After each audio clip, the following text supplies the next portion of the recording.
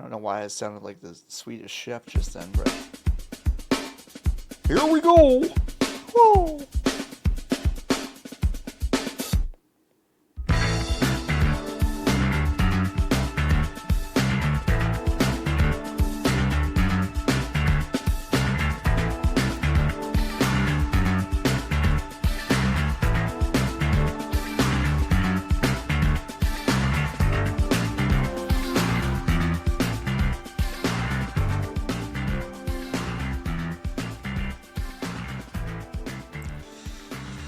Welcome to the BGB's podcast. This is episode 77. I'm one of your hosts, John Warren. With me is my forever co-host. That's right, graduated forever co-host. It's Lotus. Hello, Lotus. Hello. Happy birthday, Star Wars.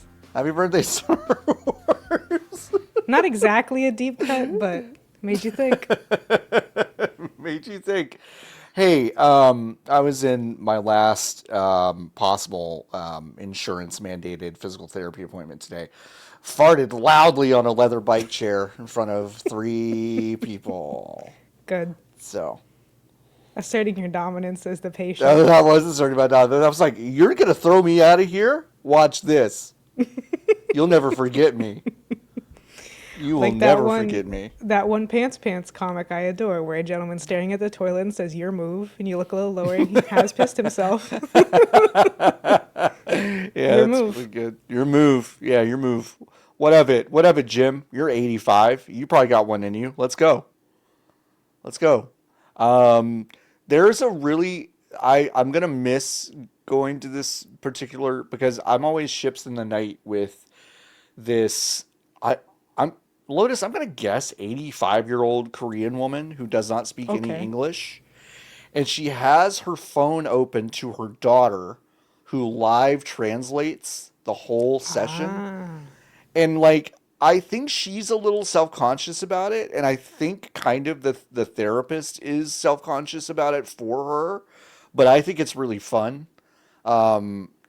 And they'll sometimes just talk to each other, not just but you can tell they're just having a conversation, which is really, really fun. I'm going to miss her. She's the one I'm going to miss.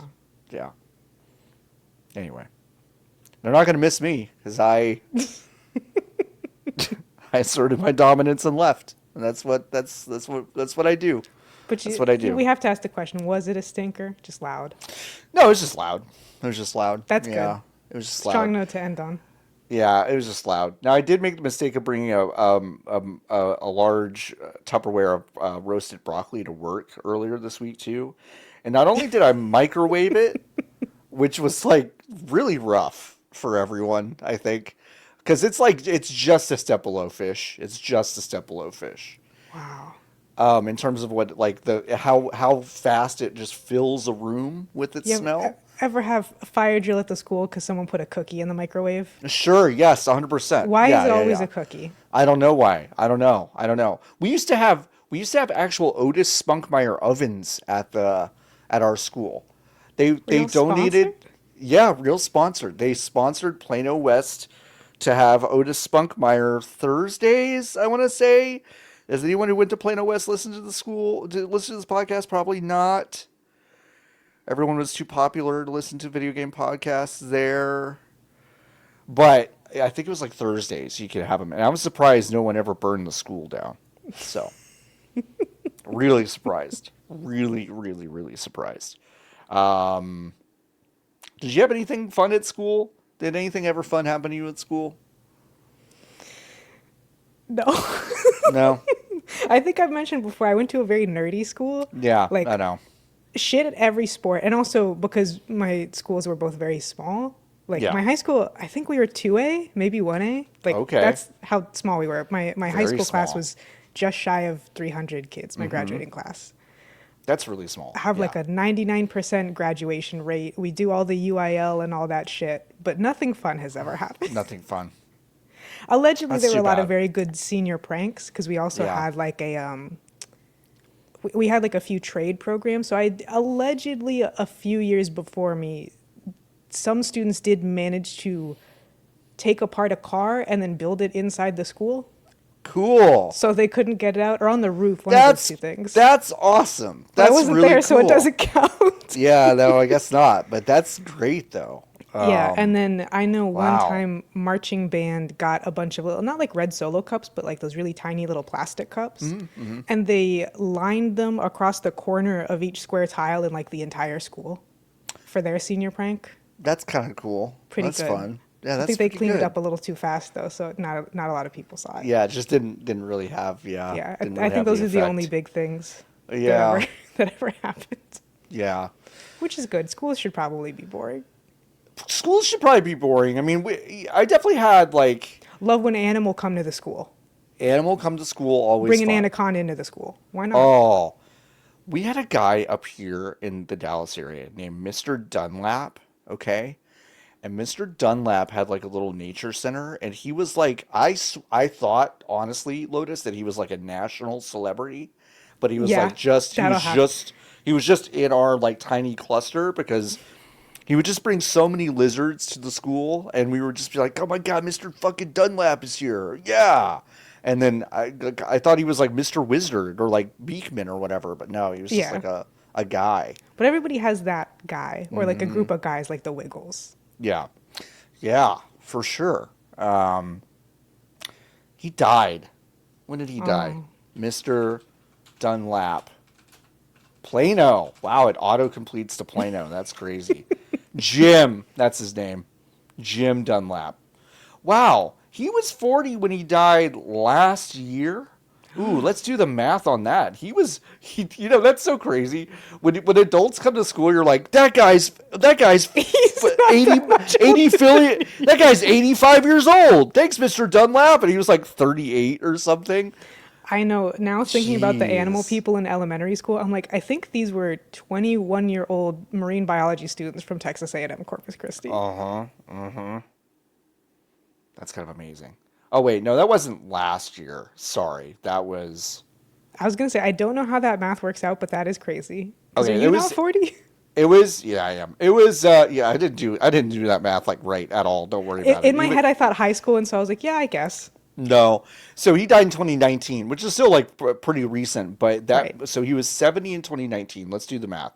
Why not? This is what you come for, right? The VGV's podcast, we do Mental live math. math. UIL mental So, math. UIL mental math. He died at 70 in 2019. I was in elementary school in 1990, let's say 1994. Let's just pick a 5 off of that one. So he would have been this is the other thing. Once you got to the 2020s, can't do that math fast anymore, which is really Oh yeah, crazy to me. no. So I would have so okay, so I was like 9 and now I'm 40, so 31 years, so he was 39. That's insane. That's insane. That's insane. I swear to God, he was like in his 50s or something. That's so wild. Wow. Well, folks, passage of time. The passage of time. It comes for us all. You got Thanksgiving plans? Anything you can talk about? Anything fun? Anything cool? I don't know if I'm gonna do anything at all, frankly. Yeah. As I've gotten older, I've only gotten more and more like over Thanksgiving. I mean, I'll eat cranberry something. I'll eat Other than that, cranberry who's to say? something. I'll eat I'll eat cranberry cranberry something. something. I might make I've told myself I was going to make cranberry tiramisu. Actually, Oh. I'll ask you. How many years in a row have I said I was going to do that and I haven't? Oh, more year math. I'm gonna say 6. It's not quite, but three. I've 3 I've down. That was my second actually guess. 2 of those years I've bought the ingredients and didn't do anything with them. How terrible Well, is isn't that? tiramisu kind of a pain to make? You know what's weird is that it's not, but I might have PTSD about making tiramisu. I'm going to tell you a tale very Oh, quickly. okay. There was a girl that I knew her in high school, but we were kind of dating in college. Kind of. It's complicated. It's really not complicated, but we were kind of dating. And I was like, okay, tonight's the night. I'm gonna make her dinner, and I'm gonna be like, listen, are we doing this or not? Essentially, that kind of thing. And so I made bolognese, which is like it takes all day. I made tiramisu, okay, and that took a long time. And I was in my mom's kitchen all day doing this. I made her dinner, and then it was okay. Ooh. Okay, it was okay. And Yeah. then I was like, "So are we doing this?" And she's like, "Oh no."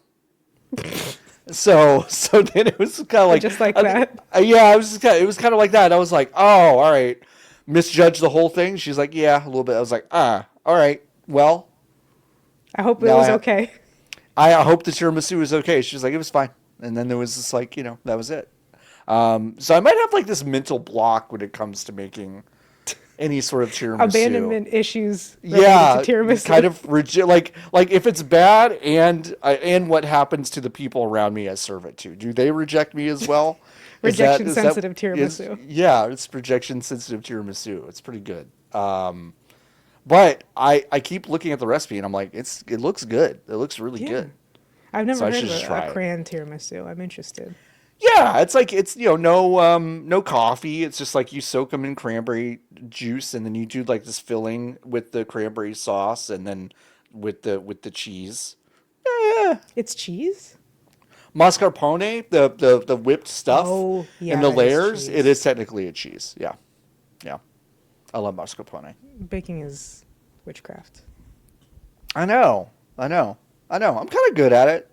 That's good. I mean, it's like I get how it works. Just do everything that they say. But why is it got to be like that? Why has it got to be like that? Why Nikki's can't it actually be really like cooking, where you're just like, yeah, whatever? Nikki's really good at baking, and but they only started baking like a lot after I moved away, which That's is really fucked up. fucking frustrating and also like rude. I mean, they'll just pretty send me rude. pictures of like, I made this fucking, bleh," and I'm like, well, I can't do I can't anything have about it. it. I can't have it. So it's rude. I got a picture of Bungo today. I can't see Bungo. You can't see Bungo. Why? Fucked up. I just want to see Bungo. Anyway, Nikki will be back soon. Nikki did text me. I will be back. I promise. Like a few days ago because I think they have. Nikki, I wasn't questioning anything. No. I know that. I'm just. No, that's what I'm saying. Like, Nikki, I'm more worried now that you have said that. Because why did you feel the need to say that? I don't know. I don't know why. I think they texted me that as a way to basically say that they miss us. But it was just kind of like I hope it was milliseconds after I got the dog photo. No, it was a few days ago. If you got Bungo today, which by the way, I didn't get a picture of fucking Bungo. Oh shit! I didn't get that. Hey, I'll Nikki, take an incriminating screenshot. You know what? The next 5 pics of Jasper are going straight to Lotus. So, how about that? They don't go straight to Blue Sky. Well, a lot of them do. That's true. You should. I should. He's really cute. You're a good Samaritan. He fell asleep on my lap while I was eating dinner tonight, which is pretty cute. Aww. So he's a sweet little guy. All right, video games, I guess. Jesus fucking Christ, Hey, what a wonderful last 24 hours in particular. Yeah, it's actually It's like it was kind of whatever. It was kind of whatever, and then it was just kind of like. A lot of so quotes. we'll start with I guess the biggest story I added at the last second just because I was like, I guess we should probably talk about it. Actually, someone asked us about it in the Discord like a week and a half ago, and now it's kind of come to fruition. The long-standing national nightmare is over, folks. We finally know what Tencent is investing in Ubisoft and how the vehicle has been built. Tencent is indeed investing 1.6 billion euros. I put a dollar sign in our notes, but I had to make a note that it's actually euros. Yeah. In Ubisoft, but in specifically Vantage Studios, which is the brand new studio that started operations on October 1st. They always name them like they're going to close them. No, Lotus. Vantage Studios is such a closable name. I'm sorry, fellas. It's so closable. It's the first thought I had. I was like, there's no way that's the name of it, right? Dude, no, it sure is. I mean, it sure is, and it's like it is. It's a studio made to be closed. Yeah, at least with NetEase, you can believe that they might open and then they close them anyways. Like they just Yeah, closed Fantastic Pixel Castle, which is a really fun name. which is a Sorry really to you fun name. guys. Sorry to Sorry, Ghost. sorry, y'all. If you don't know what Vantage Studios is, you're not alone, and you're alone in being you're just And you confused won't about be this alone whole. for a long You time. you won't be alone. It is basically the division within Ubisoft that they've spun off into a separate company that is going to manage the franchises of Assassin's Creed, Far Cry, and Rainbow Six. And it's going to be 2,300 employees. Their studios basically in Montreal, Sherbrooke, Barcelona, and Sofia.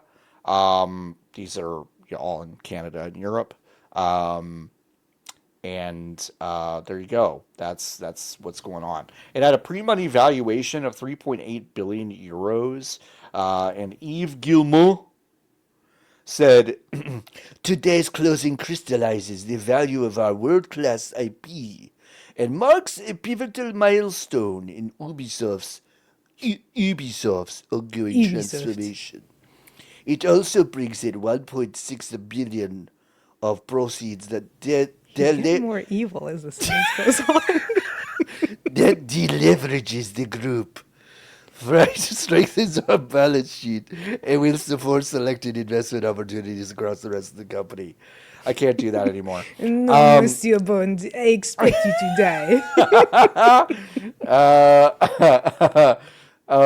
Yeah, just a bunch of bullshit. Whatever. die. Yeah, Ubisoft works on such an unbelievable scale, even for video games. It's Sometimes I'm nuts. like, oh yeah, they have like 30,000 employees. Yeah, Sure. yeah, yeah. I know. I know. It It's is. easy to forget until they're like, yeah, our new studio is going to have 2,300 people. It's kind of light work. It's only Yeah, $1 it's billion. like And I'm like, wait, what? it's like there's room to grow. Listen. It's only got a 3.8 pre-money value. Yeah.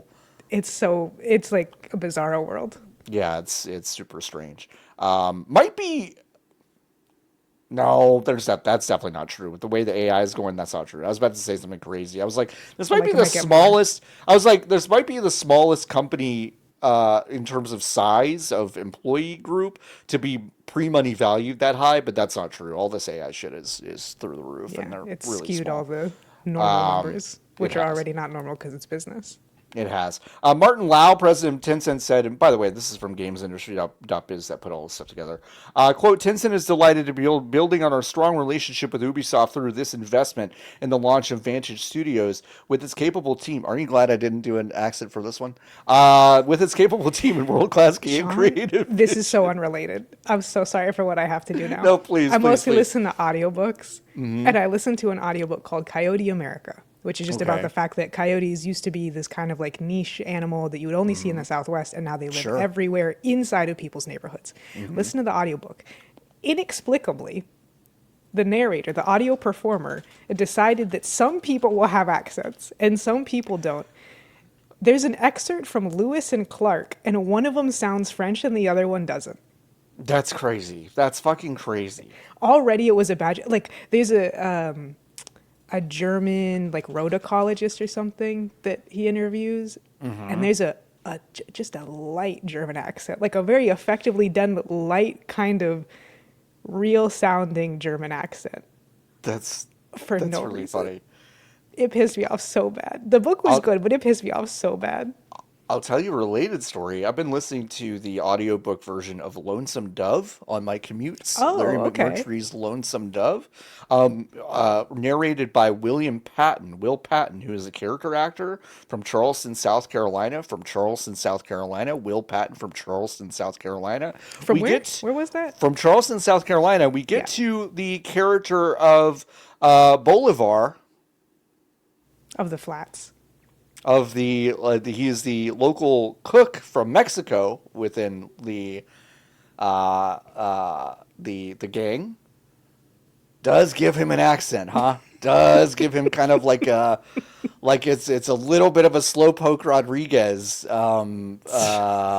accent, which is crazy work. Whenever this was recorded, And you I was don't have like, to. "Really? You're gonna pull a Slowpoke Rodriguez and fucking 20. When was this? When was this made? And the thing is, audiobooks are worse with voices. Yeah, I think so Significantly too. worse. I thought he wasn't going to Especially do if you have a voices, male and then he narrator who does did. like a little girl character, and out of nowhere he's like, "Oh, my head is floating in the wind." When was this? Nope, they don't even have it credited. But I think this was back in. I think this was like 2015 when he narrated this. So it's crazy. I'm like, you don't have to do that anyway. Martin Lau, president of Tencent, said Tencent's delighted to be building, by the way, building on a strong relationship with Ubisoft through its investment in the launch of Vantage Studios with its capable team and world-class creative vision. We look forward to Vantage Studios accelerating the growth of Assassin's Creed, Far Cry, Rainbow Six as evergreen platforms, providing entertainment and inspiration to generations of players. And then he added, this is so weird, he added, Tencent itself is incapable of making anything of quality, so it's kind of interesting that we've invested at Ubisoft to kind of cover our asses. He said asses in this quote, which is so strange. So strange. It's so weird. Okay, folks, okay. Peek behind the curtain. He didn't say that second part. What? Okay, he didn't say that part. You lied to me? So no one clip that out and say, wow, I can't believe what Martin Lau, president of Tencent, said. He didn't actually say that part. But yeah, Vantage, that's going to be closed in what, 5 years? What do we think? I think a little longer. Because they won't even expect a game to be out in 5 years with the way that things go. I mean, Assassin's Creed, those come out pretty fast. Kind of. That is true. But I think they'll give them like a 7, 8. Okay. All right, that's fair. That's fair. And next week, we'll be re-reporting. We will be re-reporting. Yeah, the forecast for Vantage Studios has fallen off significantly. I mean, it could be because in a normal world, this would be an antitrust problem. That's true. So that's totally true. It won't happen, but it should. No, it won't.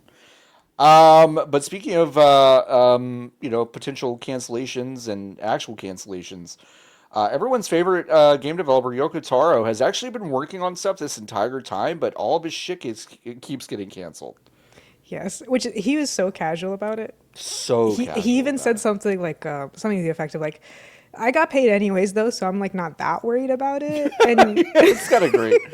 Yeah. Yeah, it's like because there's for people who don't know, the checks are clearing. The check fucking cleared. There's just like a meme of like, oh, Yoko Taro doesn't work. Like he's just making royalties from Nier. It's like, no, he is working. His shit just keeps getting canceled. And he said, well, I'll just take the ideas and make something better next time. Oh well. Yep. He said, this was, by the way, to, what was this, to G-Con this year, yes. Last week? Via Automaton West. Yes. He said, quote, I often get told stuff like, why aren't you making a new sequel to Nier or Yoko Taro isn't doing anything? But that's because recently a lot of projects I was involved in got discontinued midway through development. I've actually been working on some stuff. It's just that it never ended up seeing the light of day. I got paid for it. So I personally have no issues with that, but people seem to think I haven't been doing anything just because none of the work I've done is being released. Of course, the very grim part of this is that, this is not the reality for most people that don't have their projects see the light of day. They also aren't getting paid for their projects to not see the light of day, so it's very frustrating. He is, of course, very lucky to be in that position. But yeah, so if you've been champing at the bit for a Yoko Taro anything, it's not that he hasn't been working. It's just all his shit keeps getting canceled. So, damn. Now you're not like a Yoko Taro because you don't want to play near him. Yeah. I don't want to play his games, but I deeply respect him. Yeah, because he just said, "What if I was a pervert and had something to say?" Sure. And which is isn't that for the a dream? guy who wears a helmet, shockingly unpretentious about it. Totally. Yes. He could be so pretentious, and he chooses to be a pervert. And I'm like, you know what? Hell yeah, brother. Yeah. The duality. Maybe one day I'll play Nier. It could happen. The duality of Dead Mouse versus fucking Yoko Taro or whatever. Yeah. That's great. Yeah, he's awesome. I hope something that he makes gets actually released one day. Lotus, I totally missed this one when you put it in the fucking notes. It sounded really fake. It sounded super, super fake, and I completely missed this. But Epic Games and Unity are collaborating, which sounds fake as hell once again. Yeah. A lot of some of Unity's games are going to come to Fortnite as well as their commerce platform. If you didn't know, of course, Epic makes Unreal Engine, which is the direct competitor to Unity. Unity has been long kind of more of a free or cheap version of game making software that a lot of people are turning to. Of course, when The what's his runtime name? fee.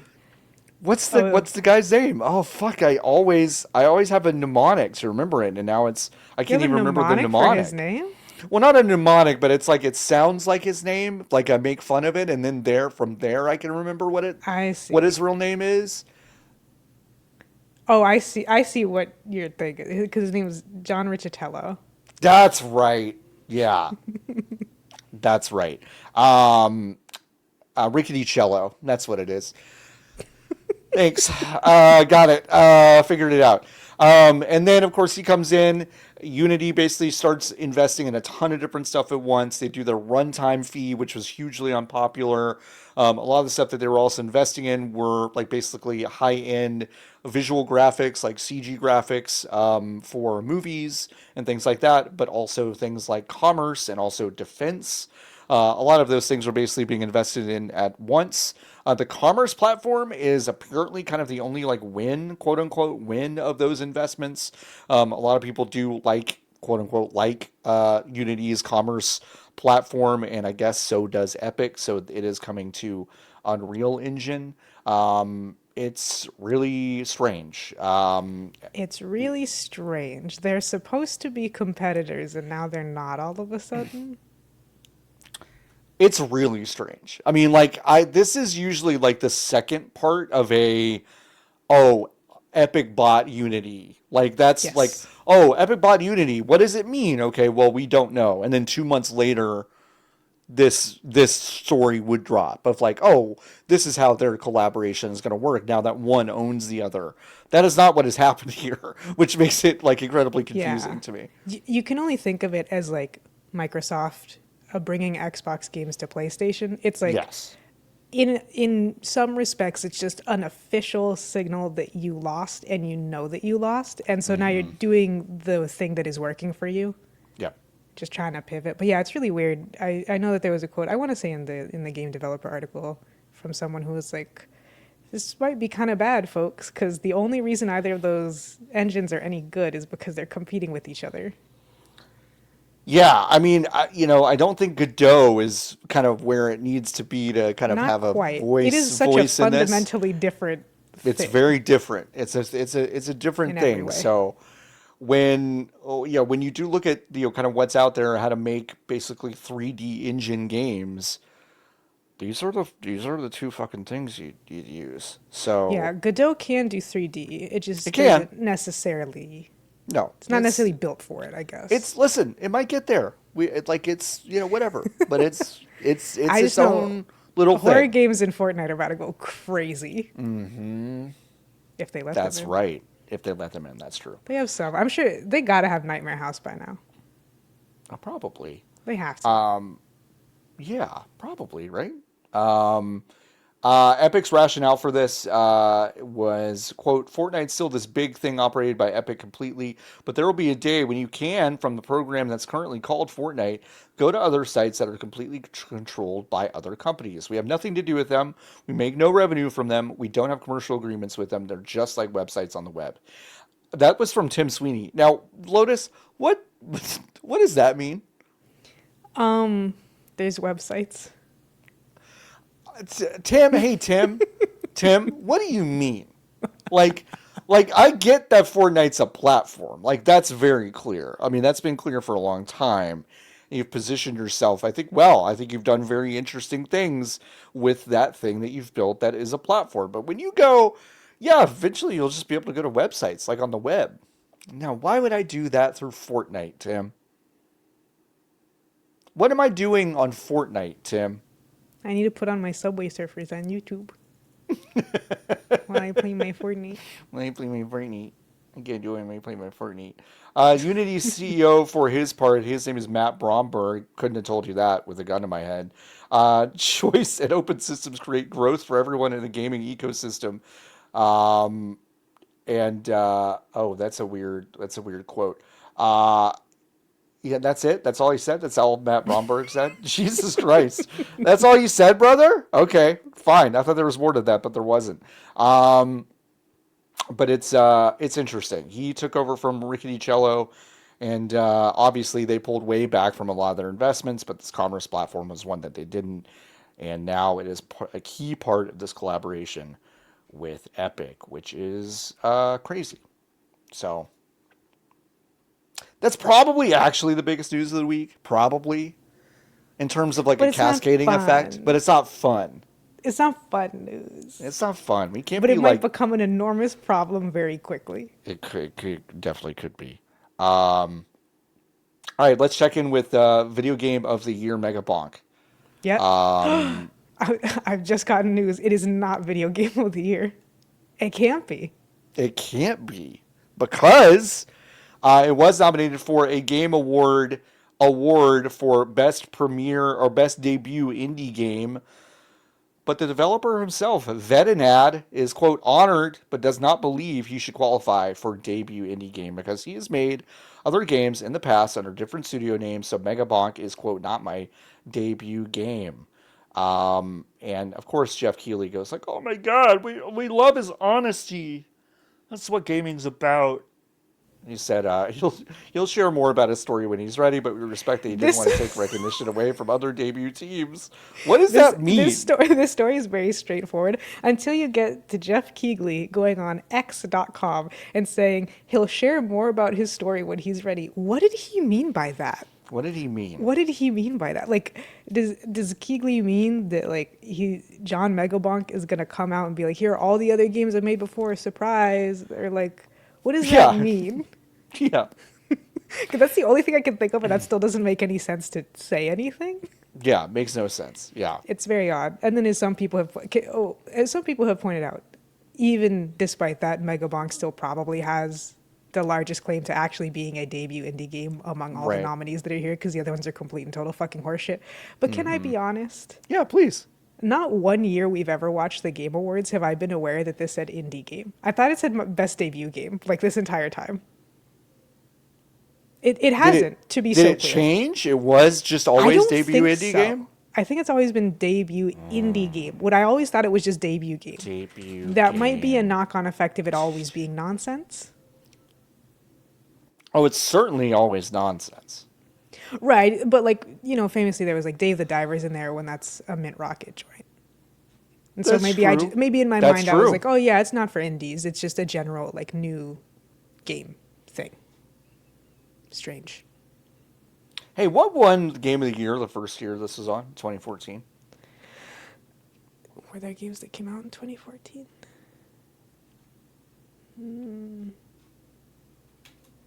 Borderlands 3. Is that 2014? I don't know. I don't know. I don't know. Here are the nominees, and I'll end with the winner. Middle Earth: Shadow of Mordor. Really? That got not Hearthstone. Borderlands 3 is from Hearthstone? 2019, John Warren. Yeah. Oh, yeah. 2019? Yeah, that was. Yeah, it was more recent than that. Yeah. Jeez. Dark Souls 2, Bayonetta 2, and the winner, Dragon Age Inquisition. That's crazy.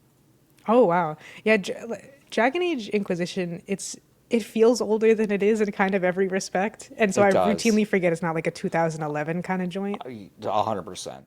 I'm trying to find when the first best debut game started, because I know that wasn't from the beginning. No, they didn't know what those were. They didn't know what those were. God. Okay, no. It started in 2017, and it does appear it has always been best I was debut gonna say, I think indie it game. is. Just never in my mind has that ever been the case. Cuphead won the first one, of course. Cuphead won a lot of stuff. The Messenger won the second one. That beat Yoku's Island Express, Moss, Florence, and Donut County. Wow.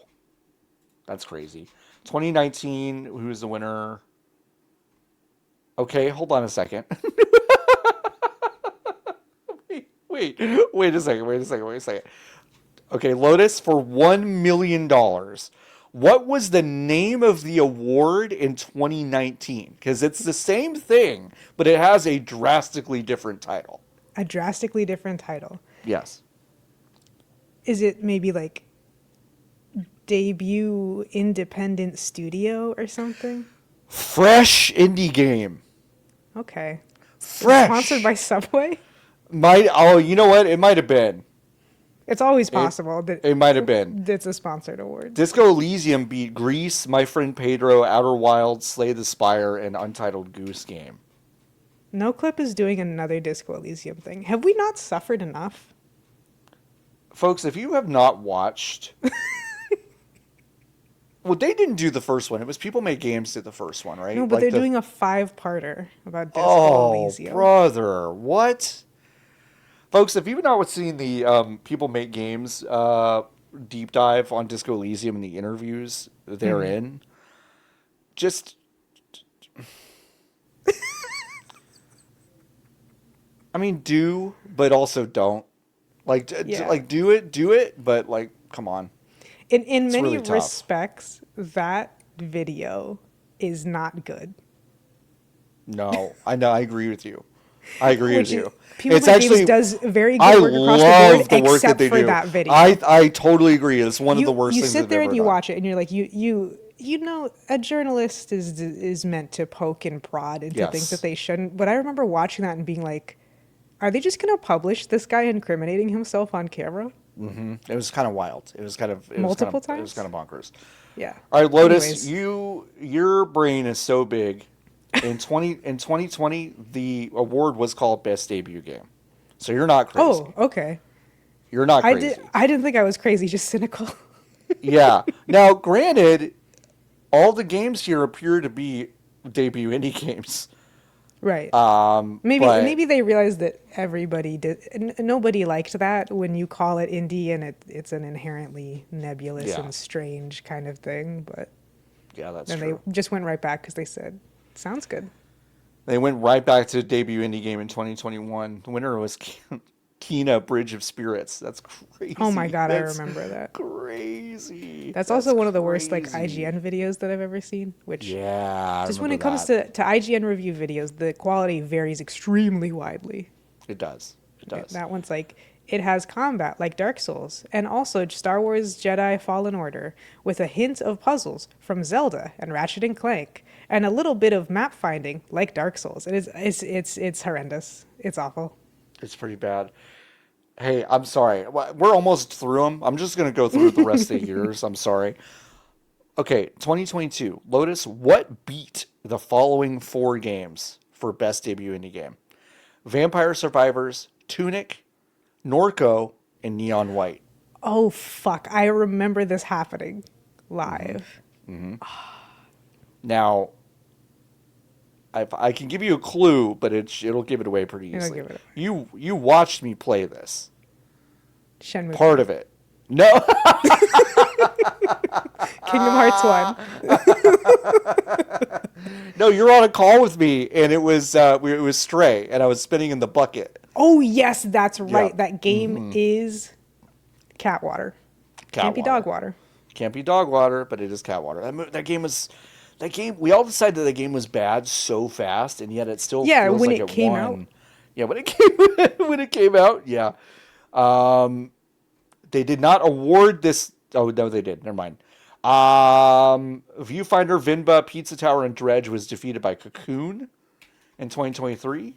Okay, that's right. That's interesting. I would not have said Cocoon came out in 2023. I thought it was more recent than that. And then the Plucky Squire, Pacific Drive, Manor Lords, and Animal Well was beaten by, of course, Balatro. So there you have it. And what are the nominees this year? It is... Well, our favorite indie game, John, made by 33 people. Jesus Christ, that's right. Dispatch, made by the entire cast of Critical Role and bankrolled by them also, I think, or published or whatever. That game fucking ass dog shit. It's so funny because like I feel like everyone on my timeline is like, "Oh man, this game is good," and then when I've watched a few hours of it. Isn't it funny Oh that the man, hot I'm Rhea not. Ripley devil girl grabs the guy's dick without his consent? Isn't it funny when that happens to men, especially little small men? Isn't that funny? Yeah, it feels like it was. Yeah, it feels like it was written by some wild people. It does. I don't know Yeah, if I that's mean, you, I but innately despise any video game that is so clearly and thoroughly designed to create like a facsimile of a fandom. sure. Yeah. Everybody's hot. You can date everything, and everyone is hot, and it'll make you cry. My soft, small bean cinnamon sun, or whatever. I fucking hate this shit, dude. Black cat I'm ex not a. golden I'm not a. retriever. Friends to lovers to enemies to back to lovers. Whoa. If you don't coddle this 28-year-old woman, she tries to kill you, and you're bad for that. 70% of fans did not coddle this 28-year-old woman, and then she became bad. I'd rather. Do you know how bad your game has to be to make me retroactively respect David Kage by comparison? Oh no! Not David Cage! Oh Would you no! legitimate question? Would you rather play Dispatch or Detroit Become Human? Because mine's Detroit Become Human, and it's not close. Oh man, that's crazy. I mean, But is it like not I true? no, I mean, like I think I get it. I get it. That's a hard row to hoe. And this hoe's That's a gonna row tough it. choice. That's a tough choice. I will, man. That's a real hard one. Because every single time I come up with kind of like a well, yeah, no, you're right. I go, well, then I'm gonna have to say something nice about Detroit, which I don't think I could do. I can because I think there's a lot of competent and even There's like a lot of very good stuff competent. about that game. That's fine. Like Yeah, yeah, and, yeah. and for that especially, you have three playable characters. Connor Yes. is great. Sure. Pretty much Yes. everything about Connor is great. It's Sure. those other two.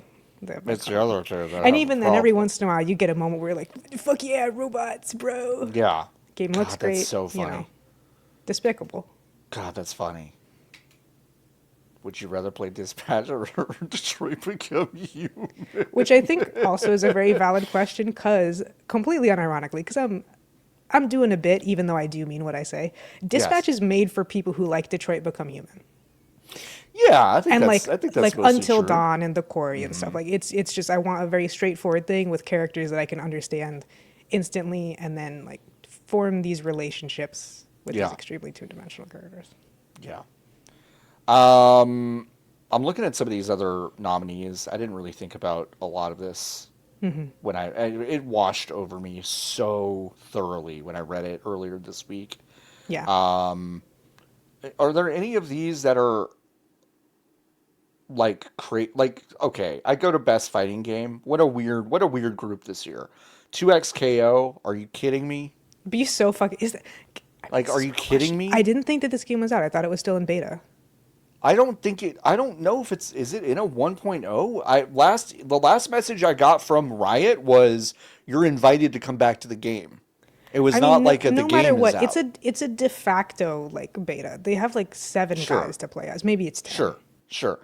Capcom Fighting Collection 2, okay. It's a bunch of old stuff. Fatal Fury City of the Wolves, which is not great. I wonder why. Mortal Kombat Legacy Collection, which is an interesting historical artifact, but like none of those games have aged well. And then it's like here's the crazy thing. The game that should win is Virtua Fighter 5 Revo World Stage, but it will not win. Folks, it will No. like Virtua Fighter 5 Revo World Stage will not win this game, win this award. It will be 2XKO. Because their fucking studio is 2 miles away, Yeah. and it's And in the also, bag. even knowing where the broader money making or like what would you say, career portion of the FGC, Yeah, I can't. I'm not. I try not to be a conspiracy theorist. I don't believe that Riot's not paying for 2XKO to be at these events. oh, I don't. I don't think that's a conspiracy. Yeah, just a little bit. It's a conspiracy if they don't say it out loud. I guess that's true. But This thing even on does some not of this have like online only stuff, I'm like, there's no fucking way that this many people want to no, SKO. no. Yeah. This thing is the most I've heard of a juiceless thing in a long time. Mm-hmm. Like this thing does not like fighting games. I think now should be treated a little bit like live service in the sense that Because they are. because they are typically are, and it's like, would you really say Street Fighter 6 didn't have a better year than like any of these? Or even Tekken 8 maybe, even though I don't think that game is very good. Right. So here's the thing. Do you know that one video from the Olympics where like famously there's no ice in Australia? Famously, yeah. There's an Australian ice skater who wins because everyone behind him literally falls over. Yeah. And he's behind all of them, then he goes through. Tekken 8 can't win because it had the worst patch of any Tekken game ever. Yes, that's and true. It's still kind of in it. They haven't undone all of it. Street Fighter 6 can't win because they don't put out any content for that video game. Listen. There were months with no skins, no patches, no nothing. True. So like it can't win. So they had to put in all this other bullshit. They put Sagat in it like 3 months ago or whatever, but yeah. Fuck it, give it to Dead or Alive 5.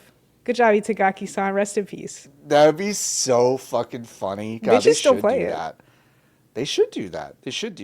Anyway, Virtua Fighter 5 Revo should win. That is, like, folks, that is by far the best game on this list. By a mile, it is the best game on that list. But it's not going to win. Virtua Fighter doesn't win things. This is why I love it. I'm a loser, and Virtua Fighter is a loser, and it's like it's just our identity, and it's fine. It's not going to win anything. Oh, which other one of these pissed me off? I know one of them did. Best ongoing game, Marvel Rivals. That's got to be the winner, right? Yeah, I mean, you can't give it to No Man's Sky again, right? Haven't they already won? I don't think you can give it to No Man's Sky. I don't think you can give it to Helldivers 2. They're going to give it to Fortnite, probably. Right? Fortnite's had a quote-unquote good year. I think they'll give it to Marvel Rivals because it didn't qualify last year. It wasn't technically out yet. I guess that's true. I think best adaptation existing, I hate. So there's that. Charlie Cox is nominated for Gustav in Clair Obscur Expedition 33 for Best Performance. This is a performance that he basically appears to have paid not to promote. He doesn't like to talk about it at all. He didn't go on like any sort of press tour with like any of his co-stars. And if we're not careful, I'm going to start saying shit about Clair Obscur that people are going to yell at me about. So I'm not. I'm just going to stop. And we can move on. I guess. I don't think that game's very good. There. It's fine. Anyway, Megabonk taking himself out of the Game Awards. That's neat. Good for him. Farewell, John Megabonk. You'll be in better company wherever you go. We've said it a couple times, and it's not just us saying that. That is how he signed the letter. Is John Megabonk. Yeah, that's not us being funny. No, it's awesome. It's super, super funny. All right. We are getting new developments of the Krafton v. Ousted People saga. And this is great. I keep forgetting parts of this, and then I read it again, and it's just like, it's so crazy to me. I love seeing stuff like this, and people react to it by saying like, hey, to anyone who's ever written an immersive sim, a puzzle game, I'm sorry for thinking y'all's emails were fake. Totally. 100%. This is the fucking Epstein emails. People like, hey, I'm so sorry. Yeah. The password to the Louvre being the Louvre. So funny. Incredible. So this is thanks for game developer for Chris Kerr, senior editor news over there, put a lot of the stuff together. But Unknown Worlds co-founder Charlie Cleveland has allegedly compiled a plan to take on former employer Krafton in court. Acknowledged a legal dispute would cost CEO Shangang Kim his job, and sought to capitalize on negative stereotypical perceptions about South Korea. This is so fucking crazy. So to be clear, every part of this has been crazy. I think from the beginning, I don't think I was on the pod. I think I maybe just said this separately, but I was like, this lawsuit, the public perception of this lawsuit is very obviously being steered to be like Krafton, evil CEO, money Krafton Right. versus the little guys. And you Sure. have to think for a second, those aren't the little guys, fellas. Those are the co-founders of the company. Yeah. They are not the little guys. And I think it is only proven more clearly that everyone is the villain in this story. Because, like, for a bit, it was like, oh, Chang-an Kim, he asked Chad Jippity how to get out of playing the thing. Oh, so incriminating. What a stupid CEO. And then Mr. Charlie Cleveland, one of the 3 co-founders of Unknown Worlds, came knocking and he said, hold my fucking stereotype, brother. He said In so court. many things. In court. So he writes a letter Yes. that is titled Litigation Help. Litigation help. These are like, to be clear, these are, according to him, in court, testifying in court, being cross-examined. These are notes that he wrote while speaking to other business people about how he should approach this. Critically, all of these were written before he got fired. After he was threatened to be fired, to be sure, but before he got fired by like a few days, minimum. This fucking guy. Where do you want to start? Because there's 2 different notes, and the ones that he wrote with Owen Mahoney. Do you want Owen, or do you want? I could take one, and you can take the other if you want. Or Sure. We can. Do you want Owen? Do you want Eric? I want to do Owen because it's hilarious. You want to do Owen? Okay. I want to do Owen. So Eric says, "quote Get the biggest, meanest New York lawyer. Doesn't need to know about EA, but does need to know about Asian culture." And then there's a header, like, so again, these are notes that a guy is scrawling and then I guess digitized. I don't fucking know. And so like 2 lines below that, he specifies for some reason that one of the lawyers he's looking at is Jewish. Which is fucking crazy. Like, no, I haven't seen anyone else really mention that. And to be so clear, it says lawyer name, Jewish New York lawyer. And that's so weird.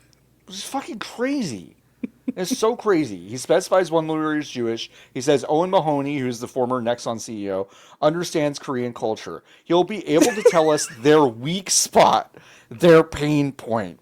He's very strategic, super attuned to East Asian culture, Chinese versus Japanese versus Koreans. And then he said, quote, don't just go for the earnout, go for $1 billion in emotional distress and damage.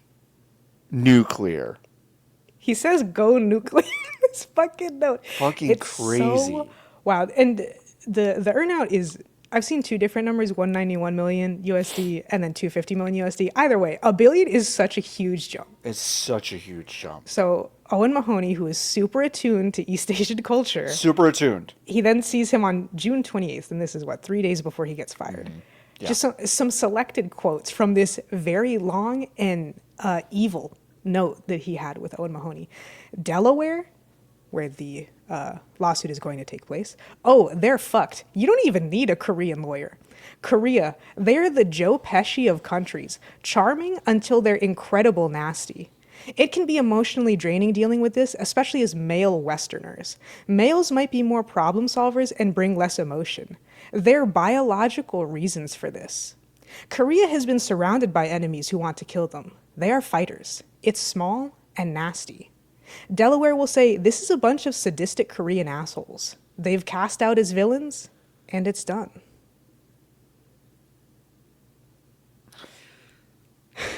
The Joe Pesci what the of fuck? Countries.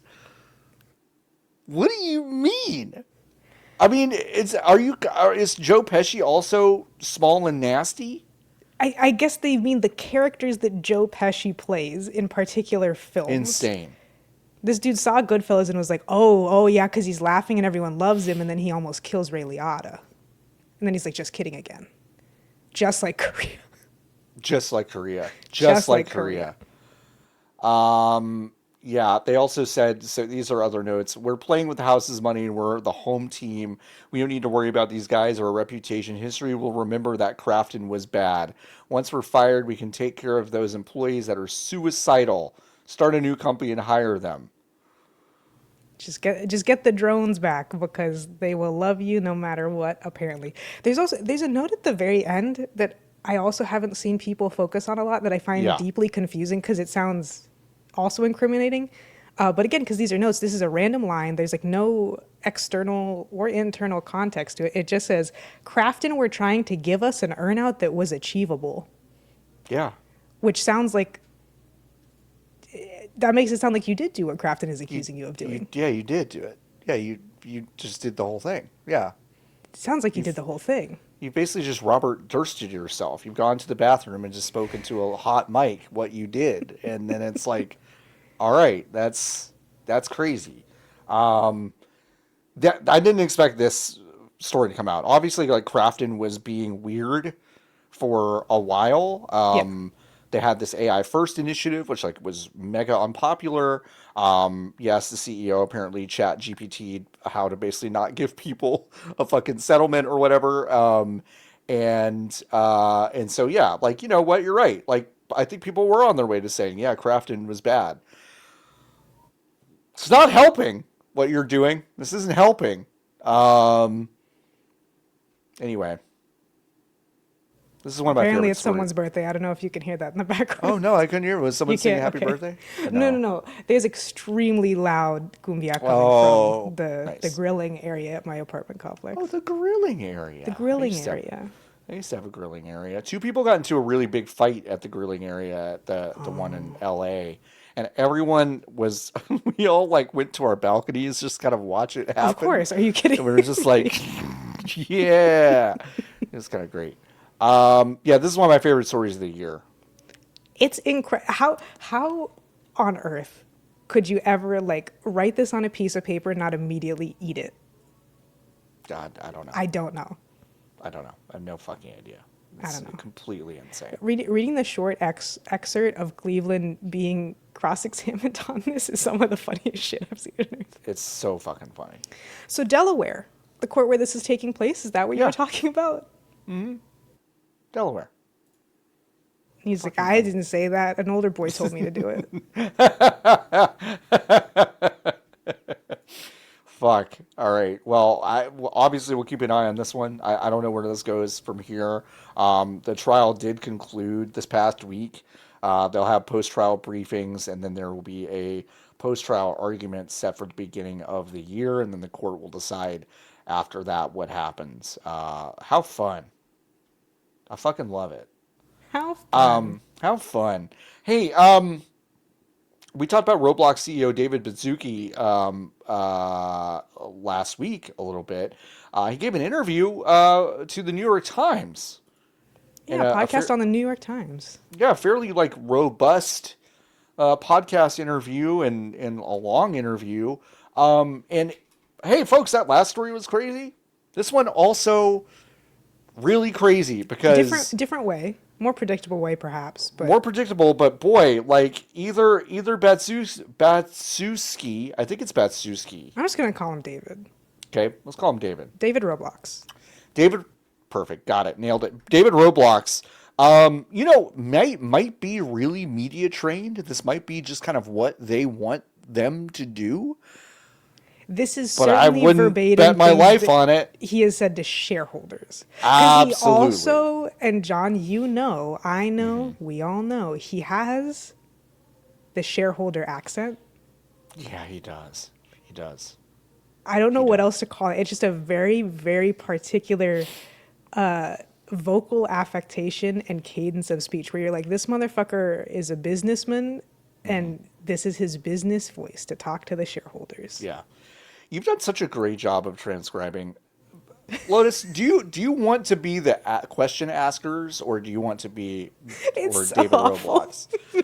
I'm happy to be David Roblox. He does say some despicable stuff. He does say some despicable stuff. The thing is, too, for part of this as well, this is a podcast, but I think most people found out about it because, like a lot of podcasts, like a lot of podcasts from New York Times, 404, et cetera, they will usually post a very large excerpt, if not the entire podcast, in a script format. And so you do lose the context for some stuff. I think a lot of the big quotes that were posted, they're not like totally taken out of context, but the way that they were written and the way that they were posted made them sound 1,000 times worse. Which is so funny. 100%. Yeah. But yeah, so these are our abbreviated notes. Okay. One of the first questions that's asked by Mr. Roos. How do you think of the problem of predators on Roblox? We think of it not necessarily just as a problem, but an opportunity as well.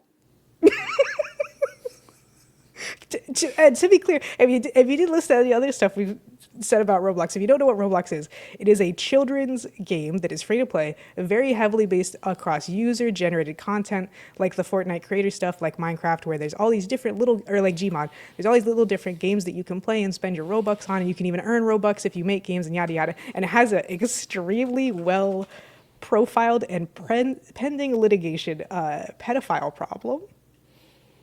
When you get asked about what's the deal with the child predators on your platform, I see it as an opportunity. I see it as an opportunity. We see it as an opportunity. I see it as an opportunity. I don't understand what the problem is. Lies. Hold on. Wait. I have to. He's hacking into the mainframe. No, I just have to. What's so crazy is like I lost it. I used to have it bookmarked and then I fucking lost it. But we mentioned it last week. But go read that giant report about Roblox. You can see not only that they lie about a bunch of their metrics, but they basically just expose kids to actual predators for real. Oh, the Hindenburg one? Yeah, that's what it is. Roblox, inflated key metrics for Wall Street and a pedophile hellscape for kids. That's it. Why bury the fucking lead? Thank you. That'll come up later, folks. Hindenburg Research and their report. That'll come up later. Yes, it will. All right. So what did they ask him next? Another question from the other interviewer, a long lead up to this question. And it does become clear in those lawsuits that Roblox is kind of, where predators go to find kids, but then they do try to get cut off. I would say in the lawsuit or the press, yes. I would categorically reject the actual description of what you're saying, but yes, what you might read in the news would portray it that way, but You don't think you have a problem with predators on the platform? I think we're doing an incredible job at innovating relative to the number of people on our platform and the hours, and really leaning into the future of how this is going to work. Jesus Christ. The number of people is such an important thing because they don't really talk about any metrics, particularly what percentage of Roblox players under the age of 16 report having a negative interaction with someone older than them or an adult or whatever. That's nothing, but the monthly active users, etc., does come up multiple times. Absolutely. I'm not making excuses, but we have 3 shit-zillion users and we're 3% of all global revenue for video games. Listen, we squeeze money out of the kids that make stuff for us. What we do is we provide a service. We introduce them to predators. We take 70% of their income and we introduce them to people that ruin their lives forever. Anyway, whatever. If you work at scale, some kids are going to get abused, and that's just how scale works. Listen, think of it like a matchmaking service. Think of it like a matchmaking service. We connect kids to people who are going to fucking ruin their lives forever. We take 70% of the revenue that they make for us. It's fine. It's a win-win. It's a win-win for everybody. We're innovating on the Kik and Snapchat format. Kik and Snapchat wish they could connect children to predators as well as we can. Unbelievable. Mr. Roos, who I believe has a very young child, sounds like maybe a 3 or 4-year-old kid, asks a great question, which anyone should ask. Why have a sort of open-ended text communication feature at all on a game that is very popular with young people? First, there's enormous benefits for having people be able to communicate. I get a lot of calls from famous parents who said, look, my kid would be dead if it weren't for finding a community on a platform like Roblox to stay connected with. If you go out there in the gaming space, I think it is very common to support communication. I'm not going to list any other games, and typically we are way beyond, and I'd say, our innovation level, responsibility level.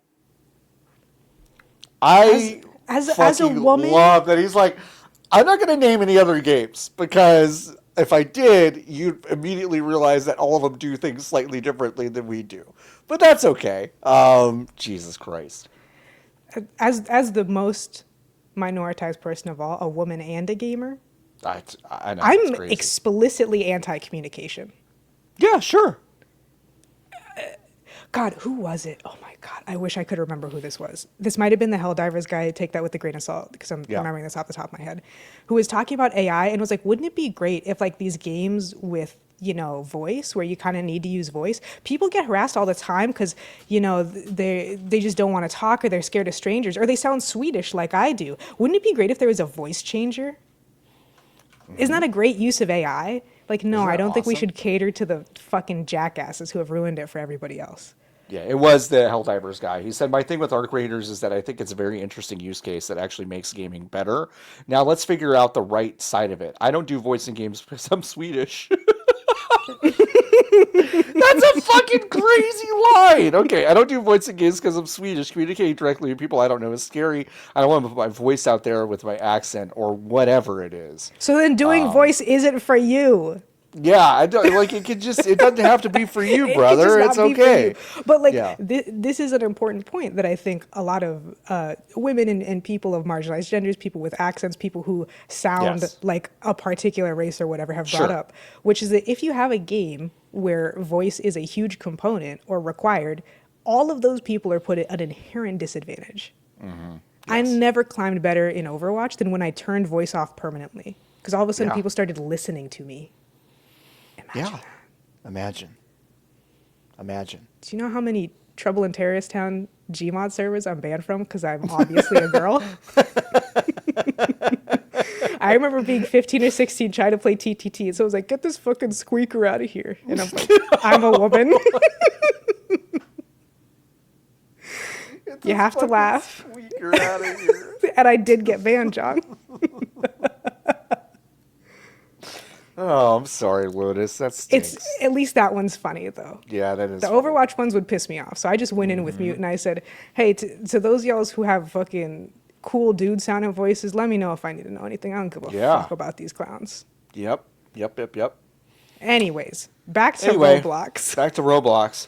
These kids don't need to be talking to each other. They don't. They don't at all. But if they were talking to each other, I don't know, maybe they could talk about their DraftKings situation. They can talk about their DraftKings. This comes up at the very end. Yeah. Mr. Roos says, they're talking about Polymarket, which is like a live number aggregate. I don't really know what it is, but it's something to that effect. Would you ever put a prediction market inside Roblox? And to be clear, it's something that doesn't come across. The interviews are kind of like laughing about this. It's a funny idea. Let kids bet with their Robux and say, I bet he's going to steal a tongue to her, which is part of the steal a brain rot game that's in Roblox. It sounds very fun and obvious. I love that. To be clear, I think this is a horrible idea. I was just interested if you were thinking about it. Well, I actually think it's a brilliant idea if it could be done in an educational way that's legal. And so imagine no free Robux, no free prizes, just a game called the Dress to Impress Predictor, where it's not like trying to get kids money or anything like that. I'd be a big fan of that. And the interviewers kind of riff for a second. Yeah, where they're like, oh yeah, gambling, get them in there young. That's what I'm always saying. Am I right, buddy? And then Mr. Newton says, he's talking about how when he was in elementary school, they did a straw poll for who would win the 1988 presidential election. But the straw poll was not a prediction market. And if you gave every kid 10 cents of lunch money and some of them got to buy an extra snack and some lost it, you could probably get a completely different result than the straw poll you would get in any 5th grade classroom. 10 cents? What did he mean by that? Do-do-do? Make you fucking think. Make you fucking think. Make you fucking think. This is bad shit. There's so much other stuff about this. I can't in good faith say listen to it, but I can say I think it's around the 22-minute mark. You can clock in and watch that last 8 minutes. You'll know it when you hear it. Because the interviewers bring up that Hindenburg research study. They don't name it, to be very clear. They do not name it because it is called Roblox Inflated Key Metrics for Wall Street and a Pedophile Hellscape for Kids. But they do mention it. And David Roblox gets visibly agitated. Yes. Audibly agitated, Yes. and Caddy goes, "Oh, fun. Let's talk about. Let's keep going talking about this." Yep. By the way, didn't Hindenburg Research go out of business for some reason? I don't know why. No, it's so weird.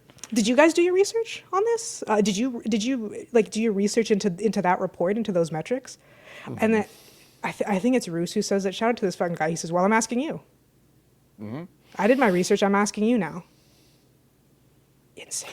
So it's really interesting because I think we're diving into a situation where we're getting better, better, better. But would you ask the same situation of someone who converted from maybe hyper manual labor, making cars by hand, to an assembly line? The assembly line might be infinitely better and at the same time not have so many people. So I think what they're referring to is moving more and more and more and more and more. That's not a fucking joke. He says it that many Also, times. this gentleman's first language is English. Just as a quick aside, like Right. there's nothing Yes. like being lost in translation or him having to like think. This is his language. Arguably, it is better to have AI systems reviewing every image, every piece of text, all of that, or to keep doing that manually. So I think that's a misnomer. And I think if you interview anyone on our safety team or safety systems, that would be just part of making our systems better.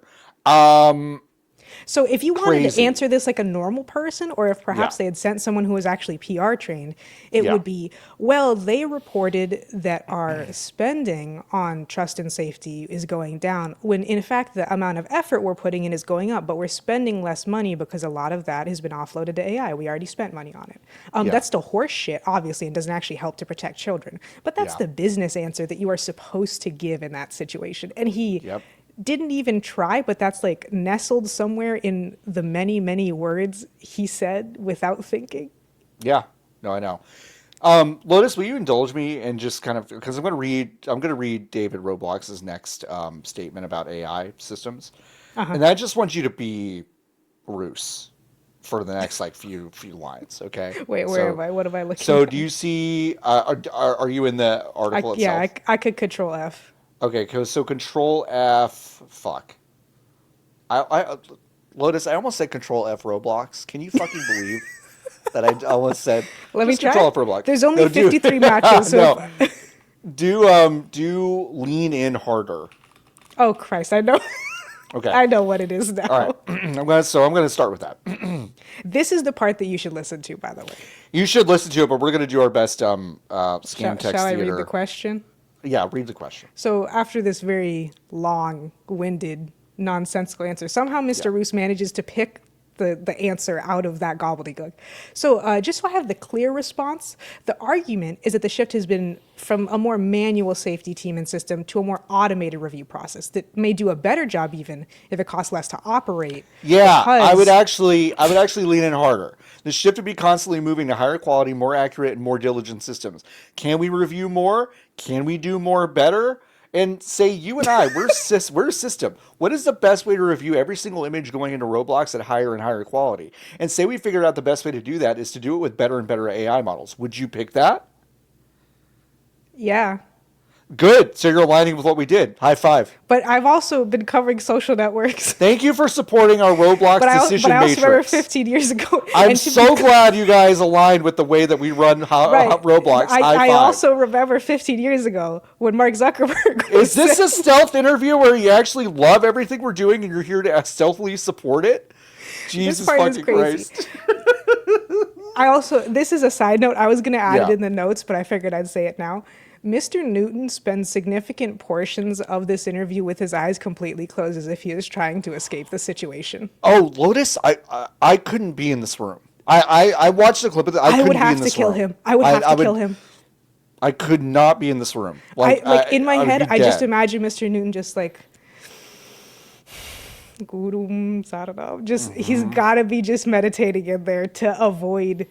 I mean, making a face to begin with. I don't understand how people cannot go on a face journey while experiencing such a thing, but also probably to not reach across the table and strangle this man.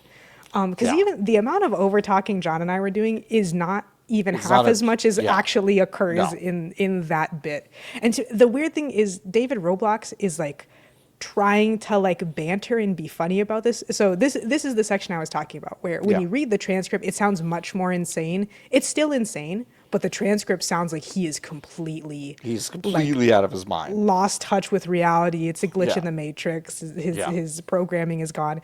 In reality, it's obvious that he's really desperate to try to like get out of this situation or try to make it a positive. Yeah. He also acts like he didn't know that this was about to be about the AI safety tools. I know. Like what? Like and how? I'm like, what do you? He tries to like blame somebody's PR, but he doesn't know whose. And I'm like, well, how can it be your PR's fault? Yeah, it's fundamentally strange. Again, I'm loath, kind of like Lotus. I'm loath to recommend like you watch this whole thing. Certainly not the whole thing. Or read this entire New York Times article, but like it is fascinating, and the last like 10 minutes you could get a psychotic chuckle out of. Yeah, and it is to I don't even know who to credit this to. I really don't. To get this guy in a room and to have him say all the stuff that he did, like, yeah, like that's great. I'm not familiar with Hard Fork, the New York Times podcast that this is from. I'm not familiar with these two gentlemen. Me neither. But they did not seem like they were trying to needle him that hard. There's a few, because they are talking about, pedophiles proliferating on a children's video game and social network. Yep. But like a lot of the questions should have very straightforward business answers that he just doesn't do, like at all. And especially during the part while the stuttering's happening, it feels like at least one of them is like trying to escape the situation. They've realized he's not going to give any real answers to anything, and they're like, just get us the fuck out of here. Just get out of here. Just get out. Two absolute fucking bangers of just weird stories coming out this week. So that was a nice little gift to us. Should we talk about things that we enjoyed this week? Should we do that? You sound a little British there. Should we talk about things we enjoyed this week? Should we talk about things we enjoy? we have to have one of those silly BBC intros where the guy, like, I don't know, it's always some weird pun, like how GBBO does, but that's BBC daytime television. Yeah, that is. The bumblebees in the hive. I've got a date with the bees. And then I walk into the big beehive and you're in there. I'm in there. Just hanging out. I'm just buzzing around, Lois. Let's talk about things that are good instead of whatever that was. It's Crumpet Week on Great British Best. Sorry. Listen, I have a lot of things written down here. You do. Every few days. Folks, I didn't do half of it. So let's deleted one of them while I was editing this document. I deleted one of them, and Lotus, I'm about to delete two more. Because two of these things I did not play enough to give you a good the one at the beginning I wasn't expecting you to delete. The second one you deleted is hilarious because you did explicitly tell me you were going to play it. Because I got a fucking code for it. I know, you told me a few days ago. I got a fucking code for it. Code's not going nowhere. It's not going nowhere. I'm going to say something. I've said it a bunch, but maybe I mean it this time. Maybe I'll do a bonus this weekend after I played it. Maybe. Anyway, I watched a movie called One Battle After Another. This is Movie Corner with John. Is this Leonardo DiCaprio? Yeah, this is the Paul Thomas Anderson. Several times I thought that this was Weapons just because of how the trailer is. And I said, that seems like a movie that would be called Weapons. That's so interesting because like I don't think that they're not thematically similar at all. No. But oddly enough, I did have a moment when I was watching One Battle After Another. I was like, "Yeah, Weapons was good too." Like I did connect them in my head for some reason. For me, it was just One Battle After Another had very long trailers that did not say the name of it. It either said it once at the beginning or once at the end. Mm-hmm. So in my head, I'm like, "Well, there's weapons in it." So I guess that's what we're talking about. Because that's what we're talking about. Never saw a trailer for Weapons, to be so clear. It just existed at some point. Sure. Yeah. Tell me about you enjoying Moopy. I loved this movie. I did not see it in the theaters. I wanted to, but this is Paul Thomas Anderson's new one. If you haven't seen a Paul Thomas Anderson movie, he made like The Master and Boogie Nights and Magnolia and Phantom Thread and fucking what's the one I'm missing? There's one I'm missing, or a few I'm missing in there. Oh, There Will Be Blood. And I think weirdly enough, One Battle After Another might be his most accessible movie in terms of like, I don't know, you can kind of get your head around it pretty quick. Now, of course, I say that it is an explicitly pro-immigrant, pro political violence, like it is like It is accessible. It is the most accessible one of these to me. I understand that maybe not everyone in the United States audience would find it to be as accessible, especially because like really deep down the premise of this movie is what if a black girl is so hot you like multiple white dudes ruin their lives over her? Which I is love not some Hamilton. which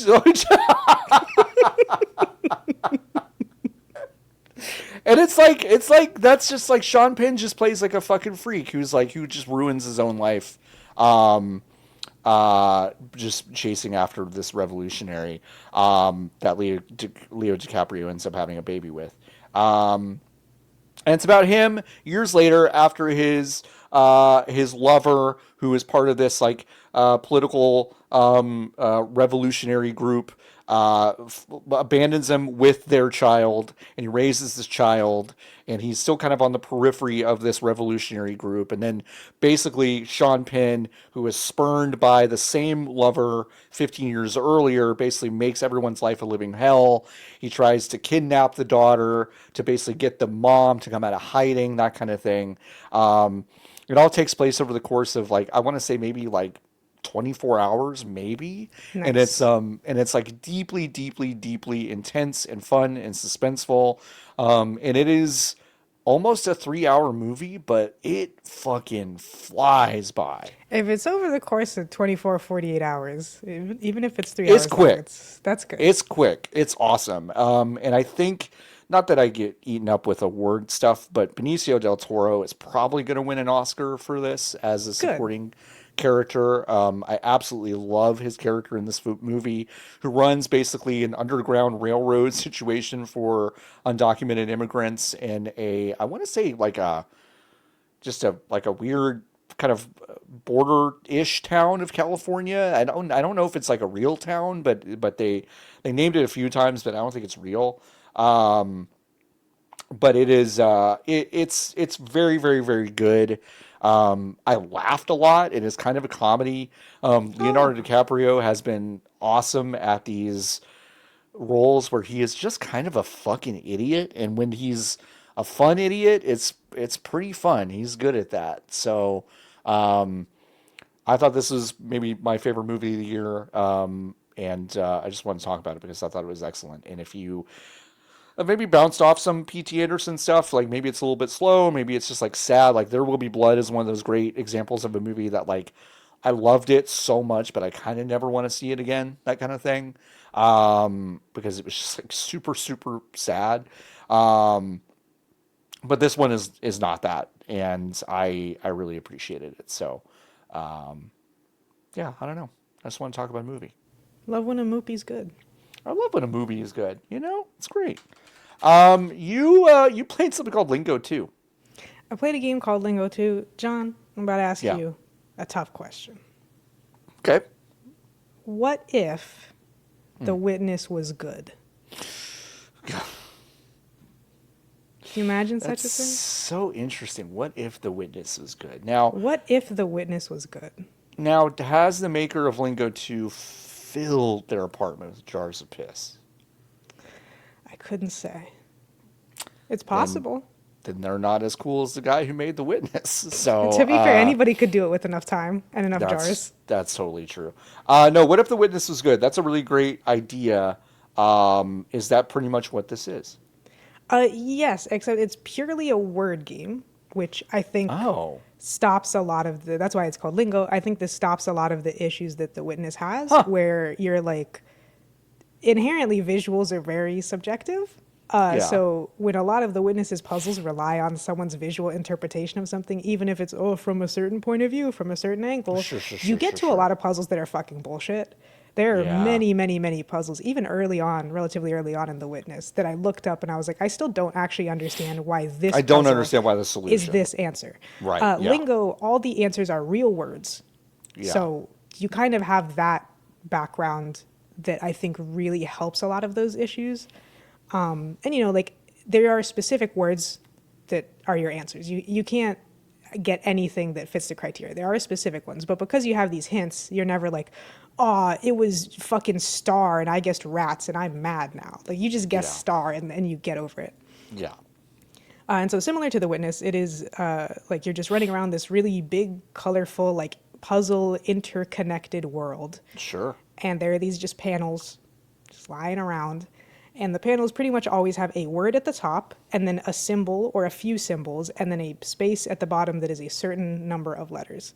Yes. And just like the Witness, you first start off, and the puzzles are very, very easy. It doesn't tell you what any of the symbols mean, but you get the easiest puzzles, and you're like, okay, I kind of think I know what this word is.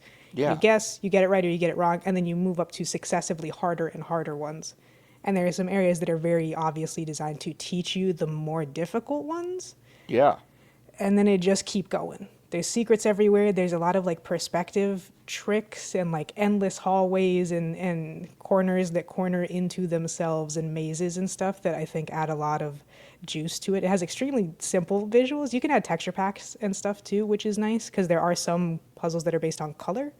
So you can add a texture pack, and I think there's even some in the game that will tell you like, yeah, this pattern is orange, so just remember that. And yeah, I mean, I've just been deep in this game. I think I have like 20 hours of this game, and I bought it last week. Damn. Yeah. Did you play the first one? I did not. Specifically, Lingo 2 came out this year, and I had both of them on my radar. I think like the second line of the Lingo 2 Steam store says, all the rules are completely different in this game, so you can play them in any order. And I said, Yeah. bet. And listen, this isn't everything that matters, but I was kind of swapping between the two. The confidence of the visual language of Lingo 2 is on a much higher level than I would agree with that. Than Lingo 1. I would say that. Like just looking at the trailer and the screenshots, Brenton Wilds is the creator of this game. Or he might have had more help than that, but he's listed as the dev. And very clearly I would say is more in his bag this year than he was 4 years ago with Lingo 1. Mm-hmm. But yeah, both really interesting. So they have different kind of rule sets, and so you can play either one. That's awesome.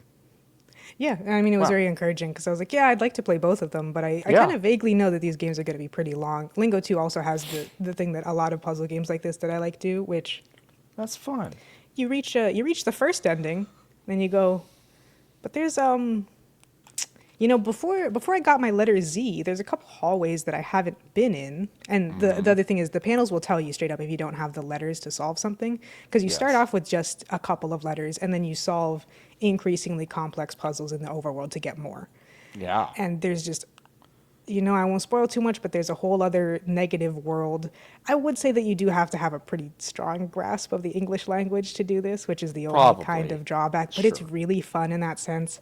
I'm sure there's a jillion ways to cheat, by the way. There's a few different, I love how Steam communities act for specifically these kind of games where the puzzle is the point, where you get all these hint guides, or there's a guide on Steam for this game that is every single panel solved, but they're in alphabetical order, so you don't know which one is which. So you can't, you have to be at the panel and be at the point where you're like, okay, I fucking give up.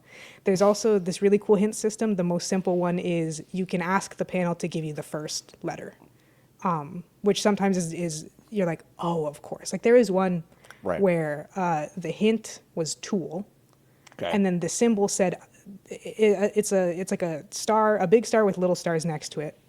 And it means it's a type of thing. So if you'd get color and then you have 6 letters, orange, right? So this is tool. So I'm trying to think of a type of tool. This shit has 5 letters. And I'm like, what the fuck is this? And I got I eventually give up, and an S shows up, and I go, motherfucker, it's those damn British people, because it's spade. Mm-hmm. Yeah. Because to me, a spade is not a real thing. I know. That's a shovel. I know. That's a shovel. I know. So there's some stuff like that. One other one, because eventually the symbols you start getting multiple symbols in a row, and sometimes it gets really complicated. There's this really fucked up symbol called the salmon. We don't have time to get into it. But the one that made me bad, because it made me laugh, the hint, because your answers are all real words. The hints aren't all real words. So the hint is Ringo. And I stared at this and I said, you have to be fucking kidding me. I said, you gotta be fucking kidding me. The symbols say the little stars, so Ringo is a type of thing, and then the symbol next to it is a symbol that means the word is a homophone. Okay. Ringo is a beetle. No, beetle, sure. So it's beetle. But that's not a real word. So you have to do the homophone, and now Which it's beetle like the bug. Beetle with the bug, yeah. I was so mad. I said there's no fucking way. There's no fucking way. But there's a lot of stuff like that. Like, the game has a sense of humor. It plays a couple mean tricks on occasion. Yeah. Of, like, a real fuck you kind of hallway. Mm-hmm. A real fuck you, look at this stupid maze I'm about to make you do. But then there's also really funny stuff where, like, you thought you were getting the letter M, and then it turns out it was upside down and you have a W. That kind of, back to the Ringo Beetle thing, that kind of, like, you know, kind of general pop culture knowledge, like, would you say that that's also kind of needed? I can't think of a single other one. That's interesting. Yeah, because I was like, that's not just English language. It's like, that's like other kind of, you know, association stuff. I will say that's kind of different. For that one, and for some other ones that I found very difficult, one thing that's really nice, right? And part of why the panels have to have single answers is sometimes you'll kind of like be going through a room or an area and you'll slowly realize that all of the panels add up to a hint. So like you'll be in a room and you'll get to one that's really, really, really hard and you have no idea what it is. And then you're like, wait a second. These are all animals. Sure. So this has to be some kind of animal. And I know the first letter and now I can kind of narrow it down. Yeah. That Ringo puzzle, across from it is a different one where you can get beetle. And so you're in a room where they're all symmetrical. Yeah. So like if you for some reason couldn't get it, if you can get the one across from it, then you go, oh, it's the same thing. Yeah. So a lot of the harder ones, it tries a little bit to like kind of help you along, or they're like very late game things. Like there's also a smiley face symbol. Absolute fucking bullshit. I was just going to say absolute fucking bullshit. And the smiley face I really won't say anything about because it's like, it's the logo of the game. So that should tell you like it's kind of a big deal to get these, to figure out what the smiley face does is total fucking bullshit. I barely know what some of them, there's some that I've solved and I'm like, I think I just made that up. That's really funny. It's really good. Funny. If you like word games, it's really fun. So you're like you say you're like 20 hours in, but you still like you get the sense that you're like close. No, I have 8 endings left. Oh. So I forgot to mention the other hint thing. I am obsessed with this. So you eventually find an area that's called the control center, and it's all gray and navy blue with like cyan neon like lights going on through it, right? Okay. Yeah, very fun. And like there's some weird stuff with unlocking doors, and you realize that eventually you're like, oh, this is a hub world, and there's a lot of places where if I know the right hallways to go down in the right order, I can kind of teleport back here and stuff. Mm-hmm. And then you go to the end of the hallway and you take a left, you go into this thing called the hinterlands. And there are your hints for the letters. You only start out with H and I practically. I think by the time you get to the hinterlands, you'll have a few extra letters. Yes. And there's a giant wall that is a keyboard. So it's QWERTY UIOP, ASDIF, ZXCVBNM. And they are physical little rooms. And if you can't get it, the room will be blocked off with a red door. If you can, the room is open. It's a teeny tiny little diorama. And the diorama is a hint where like all the colors of the walls and any little thingies inside will be to try to hint you towards where it is. And then there will usually be a word puzzle on the wall. And a lot of time they're mnemonic or like you have to say them out loud to get it. Mm-hmm. I'm trying to think of one that's not a spoiler, but I can't. Oh, one was peer amid the edges of the world. Because you have to go in a pyramid. That's all I'll say. Yeah. It's like, hey, it's definitely here. And then there's a little picture and I know exactly where that place is now that I've seen it. And I go, okay, I just need to sniff around there a little bit more. Yeah. And then once you get your first ending, there's a couple of different ways, but the main one is to just get the first alphabet and then you'll kind of just make your way there. A hidden wall falls down in there and there's some stuff in it. Okay. And then there's a different hidden wall that says, it gives you a little trophy, and here's your ending. And there's, I think, 12 giant slots on the wall. So you're like, that's ending 1 of 12, jackass. Okay. Yeah. Really good. Just a game that I was like, yeah, see, you know, I feel like I'm getting towards the end. That's kind of weird. And then I like looked up a hint for something because I just could not get it. Yeah. I don't remember what it was, but it was a word I wasn't going to get. So it's fine. And I said, what are these areas everyone is talking about? What's the other stuff in this game? What's the other stuff going on? What's all this business in the Steam discussions about cyan? What is everybody talking about? And then I got there, I went, oh, got it. And it's still going. Yeah. Yeah. That reminds me of when people were like, why is the title screen of Dragon's Dogma 2 just say Dragon's Dogma? What does that mean? And I'm like, It was so funny because I was like, I got it right away. I'm like, okay, like I kind of get what's going on here. But that's really fun. I always love that. I love that when people are like, wait, what the fuck are you talking about? Are you playing Yeah. the same game I'm playing? That's really fun. So 12 endings, huh? That's neat. I think so. I That's have fun. 3 or 4 of them. Oh, and there's just some fun. There's just some cool stuff, That's man. fun. If you That's like cool. if you like puzzle games, if you like word games, you gotta give it a go. $10, I think. Yeah, it's $10. $9.99. $10.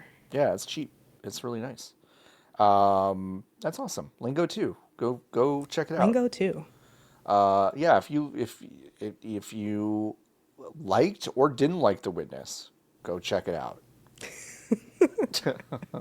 The only game that I really dived into this week was a surprise. It actually came out yesterday as we're recording Yeah, I was this. surprised to see this from you. Uh, You I said you need to play more games like this. I do need to play more games like this. I kind of put my money where my mouth is, and I picked up Berserk B.I.T.S or Berserk B.I.T.S. It is a new idle RPG auto battler from the folks that made Berserk Boy, which is kind of a Metroidvania slash Mega Man kind of thing. And boy, the Mega Man stuff continues. This is essentially a Mega Man Battle Network esque auto battler. I did not play those games, so if I'm about to say something that's fucking out of pocket about Mega Man Battle Network, like just don't at me. Like I didn't play any of those, but it is essentially crafted to look and feel exactly like those. This is one of those desktop games in the sense that it will basically just take up space on the bottom border or wherever you want it of your desktop and just stay there. And it's just like on the far right side of the screen is kind of your menu, which is essentially a cell phone with a bunch of different options on it and ways to go buy items and check your mail and answer little phone calls that will unlock missions and stuff, and also basically your status screen. And then next to that is going to be basically where your fun robots are that you can easily either put in the field, and I'll talk about the field in a second, or that will basically craft cool items for you to Right. use in the field, or heal you, or get gold, or whatever. And you can essentially expand that little farm, put little decorations there, build robots that will clean up the other robots' poop. That's real. Just like Um, Digimon. just like Digimon. And when you clean up poop, you get some gold. Feed the robots, all that stuff. And then when you drag your character into the field, they will basically do an auto battler segment and go through this level and just level up and kill these enemies and collect items and collect stuff. You basically like once you beat stuff, you can go back to them and complete missions that people give you to get specific items. And you can also basically buy other robots to essentially do some automatic stuff for you. So if you actually want to take like a real deal break from actually looking at the thing and tweaking it, you can basically just let it rip for a long time on its own, which is a lot of fun. Gotta have one of Um, those. you gotta have one of those. I will admit, so far there are elements of this game I don't understand. I don't yet actually know how to take one of my guys out of the fun little farm and replace it with something else. I actually have not figured out how to do that. I keep dragging them out and being like, away, and then they just appear back there, and I'm like, wait a second.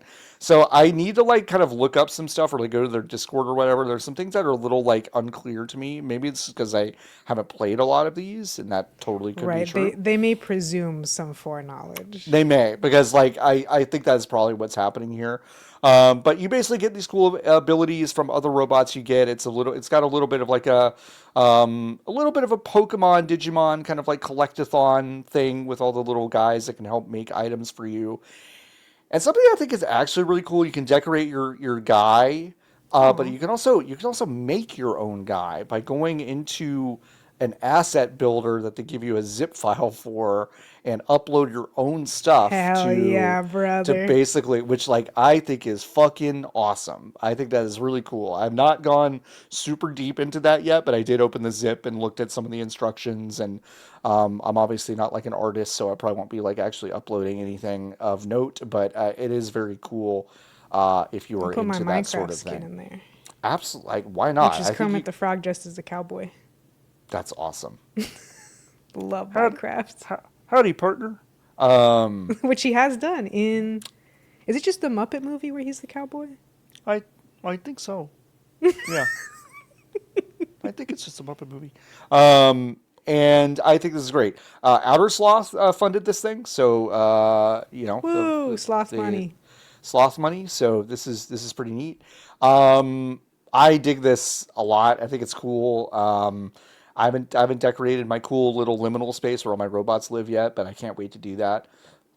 I was going to like have it open during our podcast and have the big reveal be like, I've been playing it the whole time. But But I I thought that was a can't. bad idea. I can't You do can't that. focus I can't though. focus if I did that. But yeah, it is neat. So you can resize the game. It doesn't have to like take up the whole bottom part of your screen if you don't want it to. And it's really neat. So it just came out this week. I've been having a lot of fun with it. And I'm not surprised that I like this game, but I am surprised at how charmed I was by it so quickly. And so I'll probably play more of it this weekend. Can't wait. You Can't. put your money where your mouth is. You picked it up. I did. I picked it up. I fucking did it. God, what else did I do? I Oh, didn't I do nothing watched. else. You've been watching a You, TV show. I watched Pluribus. I watched 3 episodes of Pluribus. The fourth episode is actually out now, but I haven't watched it yet. It's the Rhea Seahorn show that she's doing with Vince Gilligan. Vince Gilligan, of course, made Breaking Bad and Better Call Saul. He was also heavily involved in the X Files early on. Um, and Pluribus is an interesting show. It was one of those shows that had like it had marketing. I don't want to say it didn't have marketing. It actually had a lot of marketing, but it was more of marketing like, hey, this is a show that Vince Gilligan is making with Rhea Seahorn, and that was about it. And you kind of didn't really get a sense of what this was until you watched it. And the premise is, and this is again, you might see this as a spoiler, but if you're like, I don't really know what this is, I don't really watch things where I don't know what it is, this is kind of the premise. Um, Scientists intercept a signal from outer space. They can't figure out what the signal means. Then they decode it, and it's actually a formula for a liquid or essentially a compound. And then when that compound gets loose, it turns everyone on Earth into essentially the same conscience. So it spreads like a virus because it actually is a virus, and everyone becomes kind of a hey, we're all in this together, doing something good for humanity. And there are happen to be 13 people in the world that seem to be immune from the virus. And so you're following Rhea Seahorn's character, who is one of those immune people, who is a complete kind of misanthrope romance novelist who has basically hidden the fact that she's gay from the entire public by writing these like heterosexual novels, but she is deeply in love with her publicist and partner, who may or may not make it through the first episode. So it's very sad and whatever, but she is in this new weird world where this hive mind is trying to get her to join, and it is definitely scary in a way that I didn't expect it to be. Like it is a very very frightening show and kind of a I'm invasion of intrigued. the invasion of the body snatchers kind of way. Also very funny. Good. Apple TV? So Apple TV, Apple Apple TV. TV. I think the first 2 episodes are great. I agree with a lot of the folks that I've seen online that said the third episode like actually is like a little bit too slow, but honestly, that's very Vince Gilligan. If you've ever like your mind, if you've watched all of Breaking Bad, you probably are someone that's like, yeah, Breaking Bad was awesome. And it was awesome from the jump and it never slowed down and it was great. Nah, folks, those first like 15 episodes were slow as fuck. Like, I don't know if you remember that, but they were really slow. And they established those characters so strong that the crescendo of that show was that powerful. And so it is kind of his thing to be like, yeah, this is going to kind of meander and be a little bit slow at first, but the payoff is going to be you're going to know these people so deeply that that's why this crescendo is going to be so awesome. So I have no idea where the show is going, which is kind of fun. like if you like his other shit, you'll probably like this. But also, if you dug Lost, you might like this show a lot. Just kind of like weird, what the fuck is going on? Sci-fi is I kind sure of didn't in have there any too. idea of what this program was about. So this is all surprising to me. And I think even knowing a lot of people who like it and kind of being in the periphery, every single word that you said was news to me. Is new, yeah. Yes. And I think like at some point that's to the show's detriment because like if everyone is talking about something but they don't tell you what it is, you're like, well, I still don't know what this is, and the previews didn't look that interesting to me. So the like previews were giving like slightly spooky Mad Men, so I was like, yeah. I guess it's like a Severance. Like I don't know. And that's the thing if you had told me there were aliens, I would have. Yeah. I mean, I think that's. I was like, I watched it because I like Vince Gilligan's other stuff, and then when I saw the first episode, I was like, oh, that premise is way more interesting than I thought it was. So, yeah, it's interesting. So if you didn't know about it and I spoiled it for you and you didn't want it to be spoiled, I'm sorry. I basically just told you what happens in part of the pilot. But you should watch it. It's good. It's a pilot. It's a pilot. Go watch it. And then the Phlegms, punk band from Fayetteville, Arkansas, they have a new album out. It's actually been out since I think August, but it's called Gulp. And it's really good. Makes sense. Some of Phlegms. Phlegms. I mean, some of it fucking shreds. And I like that band a lot. So go listen to that. Also, I have an album. Listen to Mon Laferte's new album. Holy shit, that woman can sing. What the fuck? Because a lot of times, new album doesn't matter. Yeah. If it's someone who can sing at all, and this is a very like kind of Latin jazz influenced album. A lot of times, the opening song is going to be more mellow. Absolutely not. Absolutely not. Just listen to. I mean, the whole album's good, but listen to that first song. Lock in. Lock in, everyone. It's a great song. I love it. That's awesome. Femme fatale. That's great. Music corner. I love music. Quick music corner. Why not? Quick music corner. Should we answer some Hive questions? Yeah. Let's do it. Go to vgbs.com/join and you can join the Hive. You can give us money. That's a great way you can support us. It's really the only way you can support us because we don't do advertising. So yeah, go to do that. If you do that, you can ask us questions every single week. You can go to the Hive category on our Discord, discord.gg/VGBs, and you can ask us a question in the Hive Questions channel. The number one question this week comes from Valerie B. Hey, John, since you're always saying there's not enough sports games, that means you're definitely going to be playing Inazuma 11 Victory Road, the latest entry in character collection football simulation RPG series, Inazuma 11, with an original story featuring 9 new main characters, over 5,400 players from across the series' history to collect and train, as well as exciting online tournaments. Right? Valerie B., I have several things to say.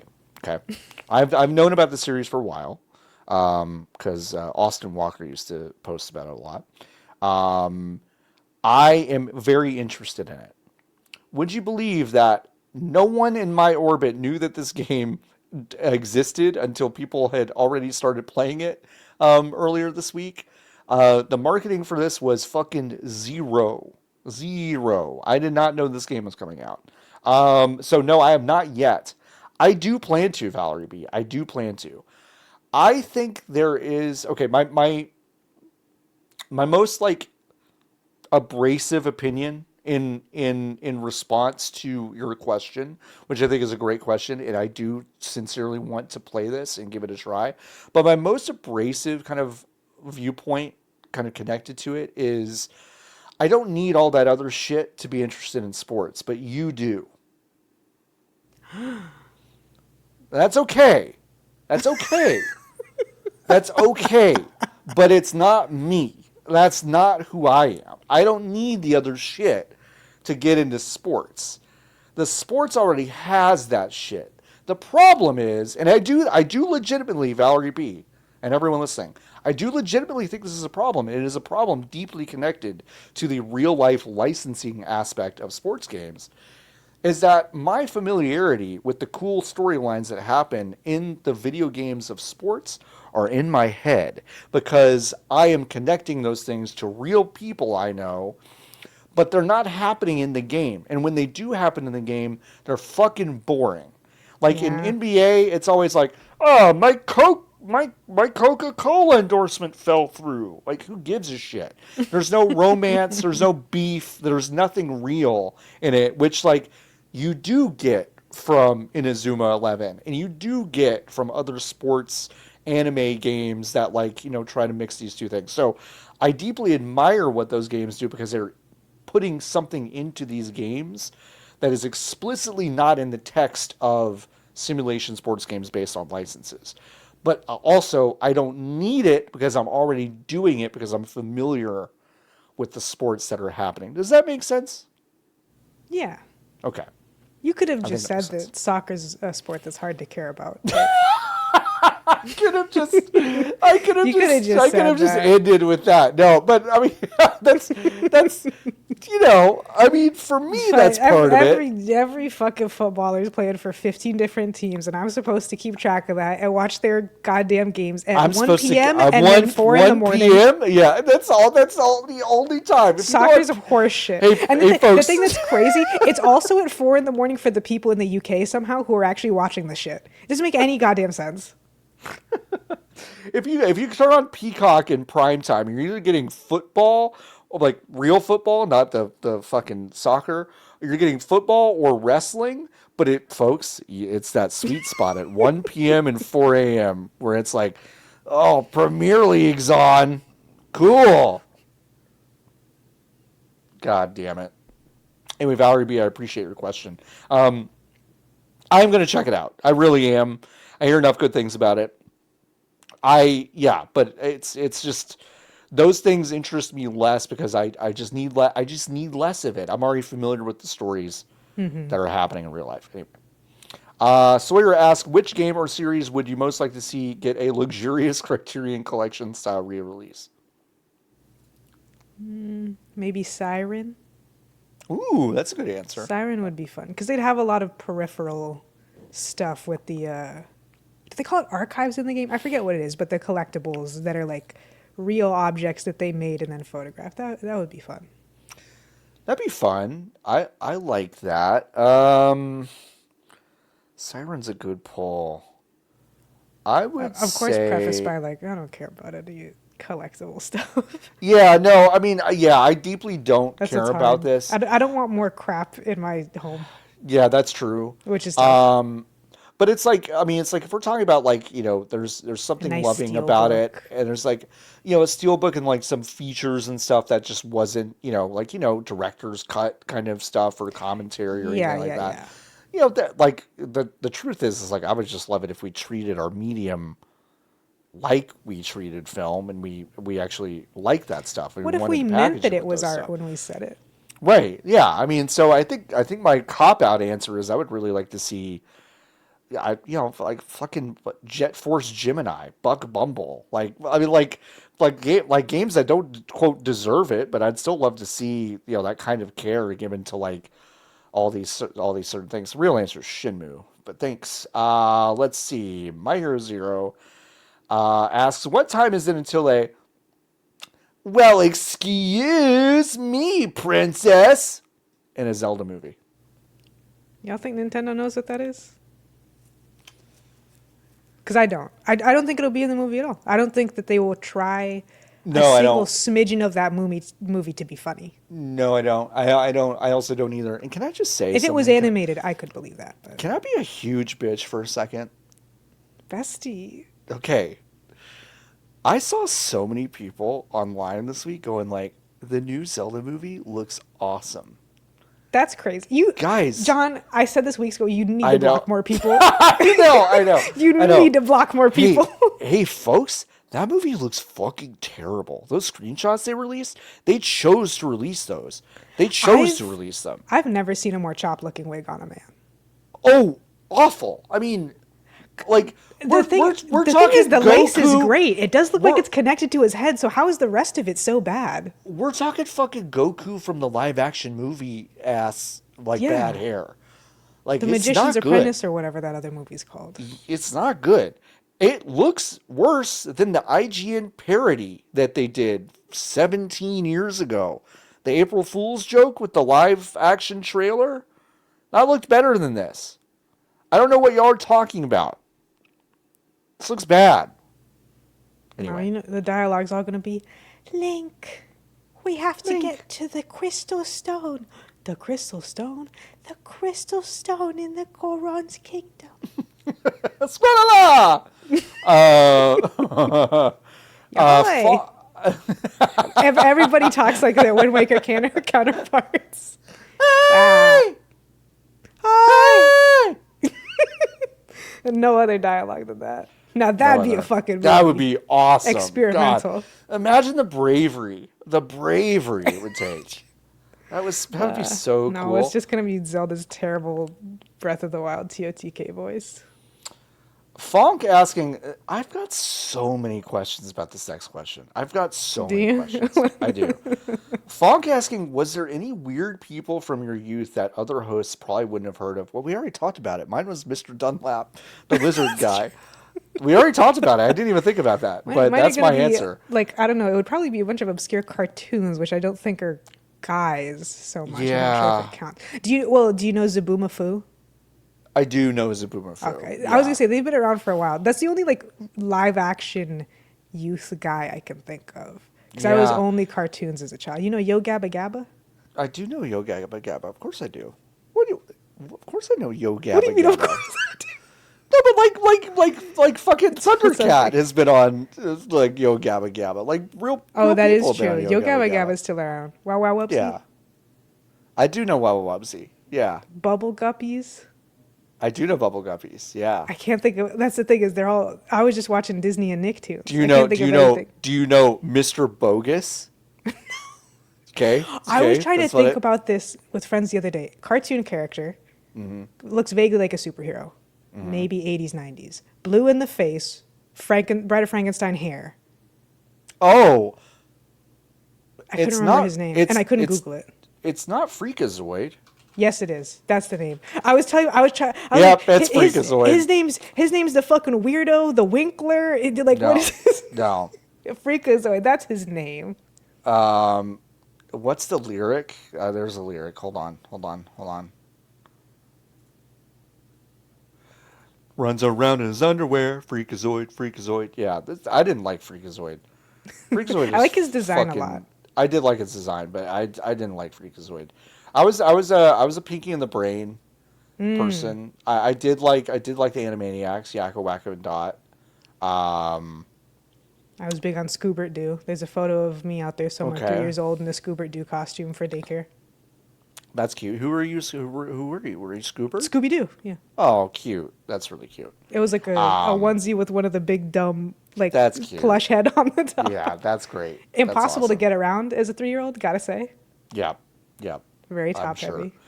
But Fonks is UK children's presenter / alternative music icon Frank Sidebottom. Now, Fonk, the UK is well known for having these kinds of guys. Now I have lots of these guys. I have to tell you though, Fonk, there's a film from 2014 called Frank about a musician with a paper mache head that does look identical to this.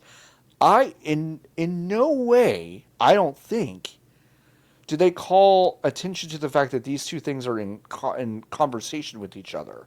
But they have to be.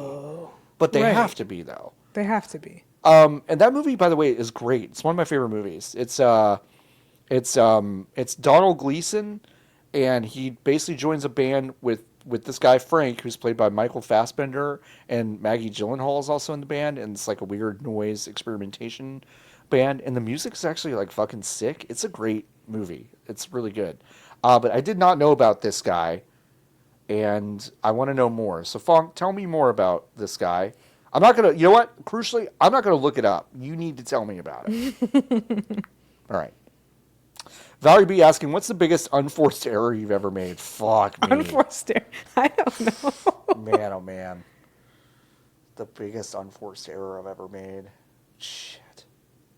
Probably something stupid in the car for me. Yeah.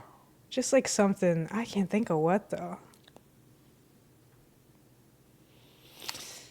I mean, there's small ones like, 2 years ago, I completely chopped up like 12 jalapenos and absolutely dug my fingers into my eyes. Yeah. Like, I absolutely have done that. I mean, that is just the worst. Um, I've deep fried stuff with a shirt off. Don't ever do that. Yeah, Like, don't do don't ever that. do that. That stinks. That stinks.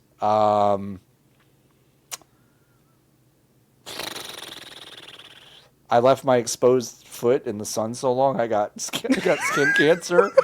That's a pretty bad one. Um, yeah, man, I got married once, and that didn't work. So that was kind of an unforced error, you Yeah, what am know? I supposed to say? I like white girls? Does that count?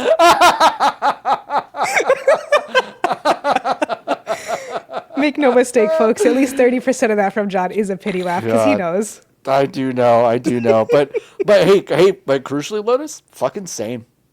Same. It's gotten me into I can't think it's of got me anything into that a would. lot of trouble too. So, White girls have led me to places white I wouldn't go girls, with a gun, God, brother. come on. No way, brother. No, that's the thing is like biggest unforced error is so huge. Like totally unforced error. I can only think of like stupid shit with my car.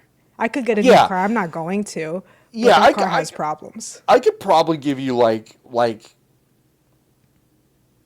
I mean, okay, like the biggest one I could probably give you is That like was I a little went Trumpy there for a second. I mean, biggest. Okay, I can't even No, do Trump. you could only I do it on can't do it. accident. I can only do it on accident. I mean, like the biggest one legit was probably like I went broke doing a game studio when in my 20s, just like, and Valerie made every decision every decision I came to, I made the wrong one. That's So fair. like that's more or less an unforced error and probably the biggest one of my life. That was probably it. Did I learn a lot? Sure, but only after I had put myself into a pretty bad situation. So, yeah. I ain't do that. Um, yeah. My Hero Zero. You have to wear a video game sentient hat for a full month. Jesus Christ. Mario's Odyssey Cappy, the Minish Cap, Eslo, or a third option in case I've forgotten about one. I don't care. I can't remember one. I guess the Sorting Hat could be one, but we're not going to pick that. Boo. And So also, boo. he'll say one thing once, Yeah, no. and then I he's know. done. Just talking Hufflepuff. for no reason. Yeah. I mean, it's hard not to say Cappy. I could be a bird and fly around. I love Yeah, to fly Cappy's around. fun. Cappy's a Minish little Cap, Eslo annoying. kind of an asshole. But I love when he goes, Eslo is kind of an Cappy, asshole. Cappy. Cappy. I can't think of any Cappy. other talking hats, which there must be more. There must be. There must be more. Hats that talk. Yeah. Nearly 3 decades ago, the fighting game scene was shitting out This games left and question is right. incomprehensible to me. It is. It is to me, but we'll get there. Fonk asks this. You were commissioned by Ian Capcom and Joey Konami to make a fighting game that will just exist on the periphery. That's what I'm reading that as. It says on the sides, Yes, but I'm for saying the sure. periphery. A la Bloody Roar, Star Gladiator, Plasma Sword, Psychic Force. What is it? Unfortunately, they've already made what I would do, and I would just make Tobal number 3. So Tobal number 1 and Tobal number 2 are Akira Toriyama's Square Enix game. Well, they're Squaresoft games that were basically fighting games and RPGs. And they also had like 200 playable characters, and some of them were just like, this is a cube, this is a lizard, this is a dog, this is a different colored lizard. So I would just do one of those again because I thought those were pretty special. I want another 3D fighter. You just want 2D fighter.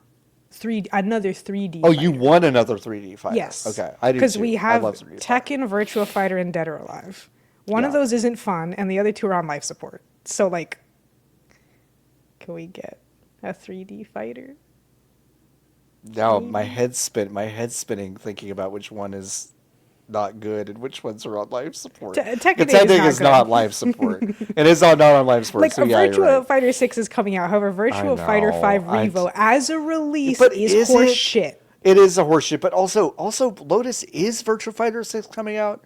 Is it? That's what I'm saying. I don't know. I assume it must, which is why I'm saying tentatively life support. Yeah, I know. Dead or alive, now that's life support, baby. That's a life support, yes. They had their last chance and their fans don't even like it. Oof. Yeah. Valerie B asks, what's your favorite rap line of all time? Oh, boy. So in the bad way, yep. I do quote at least once a week. Yeah. I think it's Chun-Li by Nicki Minaj. Oh my God. I'm sorry. Let me look up the lyrics very quickly. It's the part where she's singing about King Kong. Sure. Name go ding dong. Let me just search for King Kong. All right. Bitch, it's King Kong. Yes, it's King Kong. Bitch, it's King Kong. This is King Kong. Chinese ink on, Siamese links on. Call me 2 Chains, name go ding dong. I quote really good. A lot. That's really good. A lot. That's really good. Real answer, I'll have to think harder about. I have two. I have one that, like, I know it is funny, but I'm also serious. I just like Migos stir fry. She got a big old onion booty, make the world cry. My love for that line runs so deep. You can't understand. Like, it's just so perfect and concise and funny, and I just love it so much. But I do love EBITDA from Clips, which is new out this year. It's just the fucking chorus. Went from heaters up to fevers up. Bitches in the back, the seat is up. Now I'm 10 times the EBITDA. If you let the money talk, who's speaking up? I really like it. Not only because it's kind of hard, but also it says EBITDA in the fucking line. It's talking about fucking EBITDA, guys. The fucking earnings before interest, taxes, depreciation, and amortization. It's awesome. Another great line. This is from the remix of My Type by Saweetie with City Girls and Janae Aiko. You ain't never had a bitch from Slauson. That's amazing. It's incredible. Because I need to be so clear. I think Slauson's in California, Los Angeles. No one outside of there knows what the fuck that means. And Slauson's a funny word. Yeah. So critically. Unfortunately, I can't think of any actually good and real ones off the top of my head. Only real stupid shit. Like when Nicki Minaj features on Idol by BTS and starts her verse with "What's good, Korea?" What's good, Korea? What's good, Korea? What's good, Korea? Maybe. It'd probably be a Nicki. I was a little bit of a barb as a youth. Oh, that's fine. She has a couple of really good verses right before she went off the rails. You know what's so unfortunate, John? One of her better verses all time is on that song with 6ix9ine. Oh, I know. Isn't that tough? I know, it's tough. My flow's so sick, I ain't talking the pandemic. That gets stuck in my head all the time. Yeah, sure. That's really good. Oh, I do have a real answer, and that is Nicki Minaj's verse. I'm not going to say Monster too easy. Her verse on Hello, Good Morning. But Monsters is really good, Monster's amazing. Hello, Good good. Morning, it's like a little hyphier, I guess. Yeah, It's like a that's little true. more fast-paced. Yeah. I used to do... What's that song she has with B.O.B.? Where she's in the straight jacket. I don't remember. I'll Google it. I'll Google. Do you think she could help Eric H. with the lawsuit against Krafton? Is that out of my mind? Out of my mind, that's right. Okay. Yeah. She's good as fuck on that song. Yeah. No, she's had some moments. Ludacris. I fill her up. Balloons. He's such a fool. I like him a lot. That's so crazy. That lyric is so crazy. I fill her up. Balloons. He sounds so happy when he says it. So happy. I think there's a line about the Macy's parade right after that. You could hear him just going like, I got away with this. Like, as he's saying it. Balloons. It's really good. What is... Don't focus on... Oh, go ahead. I forget the name of the song, but that Cameron song where he's making fun of Jay-Z and he's just talking. No, he's just like, talking you're fucking 30 fucking years old acting like that. He's yes. just being an asshole, and it's funny as hell. It's really, really, really funny. It's really funny. Anyways. All right. So Adult Focus asks, God, okay, wow, all right. After years of covert surveillance by shadowy figures, you have been recruited by a nameless organization with infinite resources and unclear motives. Your sole mission: conduct a targeted psyop on My Hero Zero by changing the native sounds of any of their electronics. We can also target anyone we want with this, by the way. You can add, remove, or alter the current sounds, adjust their triggers, etc. What are you doing? What's your end objective? This is, I think, partially triggered by someone was talking about a Twinkle Twinkle Little Star jingle, I think, on the washing machine. It's and losing my mind about that. Yeah, just fucking. Whenever you're done with the fucking Samsung, I'm sorry to do this again because I did on a different show. But it's like just when our laundry is done, it's like.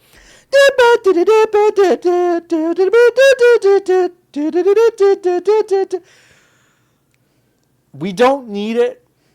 We really don't need it. We don't need that.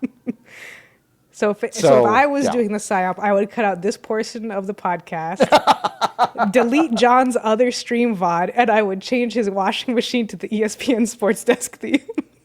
That would be awesome. That would be so awesome. It's making a new sound, and I'm like, John, it's a Samsung. They all do that. They've always. They all do that. I would get so hyped though when my laundry was done though. Oh hell yeah! I think the real psyop question would be that you would add a sound when the fridge opens that's very subtle. Because you could, if you told me, no, Lotus, the fridge, every time you open the fridge, it goes beep beep, just real beep beep, real quiet, beep beep, real quiet. It's always done that. You could gaslight me into believing it. Absolutely, I'll be honest. Absolutely. She's like, oh, I guess I never noticed. I'm always thinking about whatever. I would make it so that your microwave every 6 minutes when the new 6 minutes it goes, huh. I'd be tearing up the walls with a baseball bat. Someone's living in my walls. Our Zojirushi, really good. Our rice cooker scares the shit out of me daily. What is it? What sound does that make? It's just a very pleasant Korean lady. Oh, so she just says rice stuff? is warm and ready. But there's also some little dings and beeps and such. That's incredible. And it's our counters are like, they're not shallow, but we have a limited amount of counter space, way too many cabinets. Me and my roommates are all under 5'5". So like the top of the cabinets don't get used, or we have to climb onto the countertop to do it. John, the amount of times the rice cooker has scared me because my boob pressed a button while I was reaching for something is not 0. It's a lot higher, in fact. You just hear like, Didi, warm rice. What did I do? I was just trying to get a plate. That's fucking awesome. Yeah, I did like sometime at work. I want to say it was like 2 weeks ago. I stood up and my laptop was like right in front of me.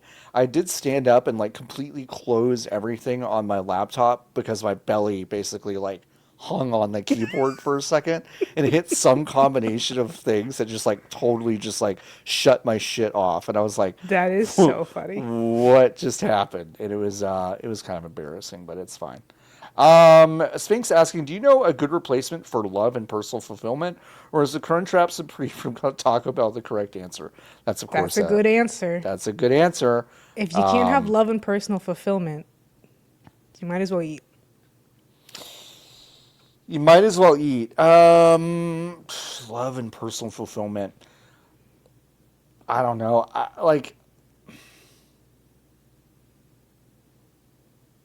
I don't think I think that's it. I mean, realistically, like a Crunchwrap Supreme is a great answer. But if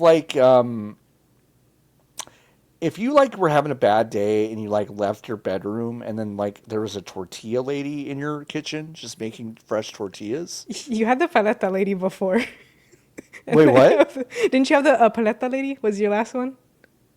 Did I? What was it? When it was like if you could have like a Pokemon. Oh yeah, the fruit cart lady. And now you have, of course, the fruit lady. Yeah. And now you got your tortilla lady. And now I got my tortilla lady. Legitimately, if you're feeling like there is no love or personal fulfillment in your life, you're either hungry or it's past 9 p.m. And the Crunchwrap Supreme is available at 9 p.m. At 9 p.m. when you're hungry. So it's not a bad answer. No, that's totally true. Sometimes you got to sit back and say, am I actually manic or have I just not eaten enough today? Yeah. Jason asking, if you could screen one movie or play one game in the sphere, what would you choose? Ooh, in the sphere. Oh, it has to be the Warthog run from Halo. Ooh, God, that's such a Or good just like in answer. general, like, being in the corridors and then stepping onto the ring world for the first time and getting to actually see it like go all the way above you would be pretty sick. God, that'd be so sick. That'd be I can't think so of anything else I'd cool. want because also the sphere. That's something I Yeah, want to sure. like. Yeah, no, I'm not that into it. I mean, I think from a comedy perspective, I would love to like get my three best friends from high school to play like WCW NWO Revenge on the Oh, sphere. You know, the four of get us having Pablo like a battle Katamari. royal. You are the Katamari. Fuck. I mean, Lotus, that's really a better answer. I would just be like, Pablo, guess what, bud? We rent out the sphere and you get to play Katamari for the next 5 hours. And I would just be like, You just be sitting chilling, there. watching him play Katamari. That would be fucking sick. That'd be Have a awesome. gummy, get some popcorn.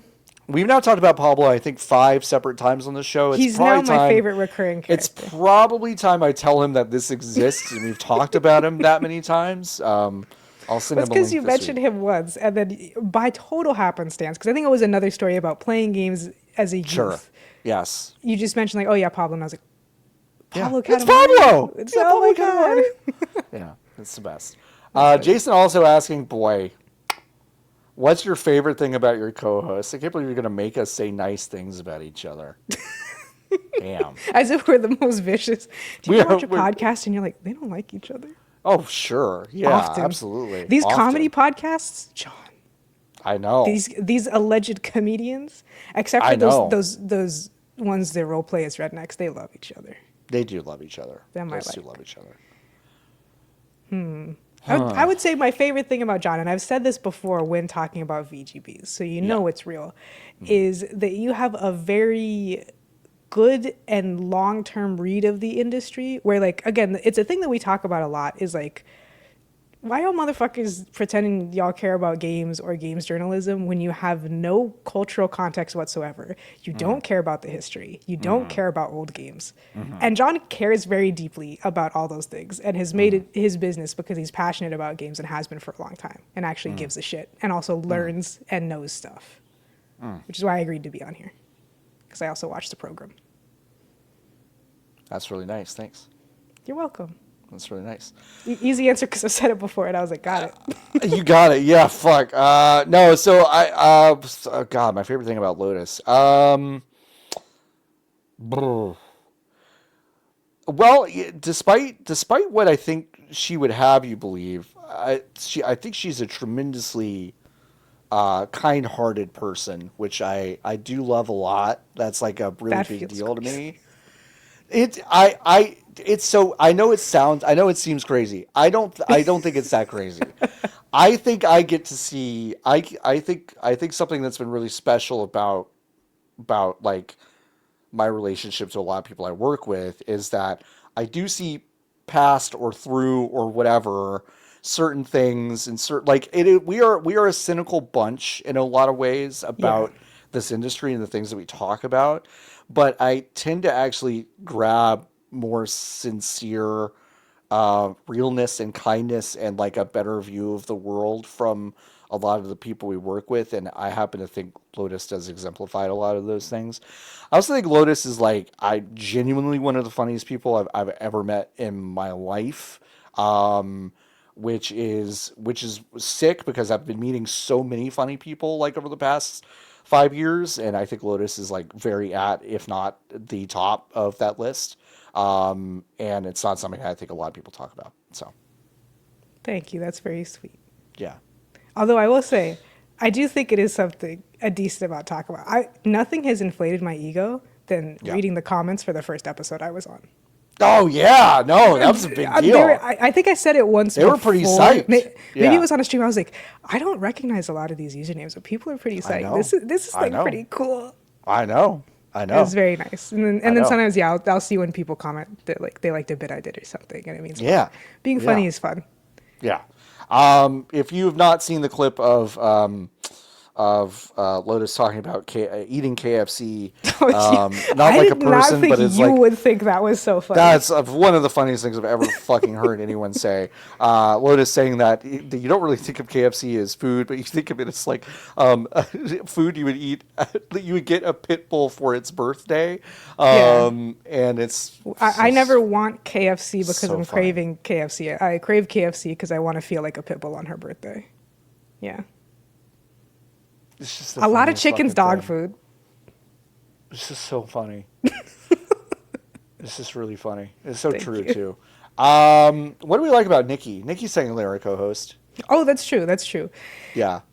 Nikki has like the perfect balance of being a hero and a villain in a way that like I have Oh, that's never seen in great. anyone else. And like Yeah. the easiest thing to talk about Nikki is that they're insanely funny. It's super To the funny. point where like there's other people because I didn't know Nikki very well at Fanbite.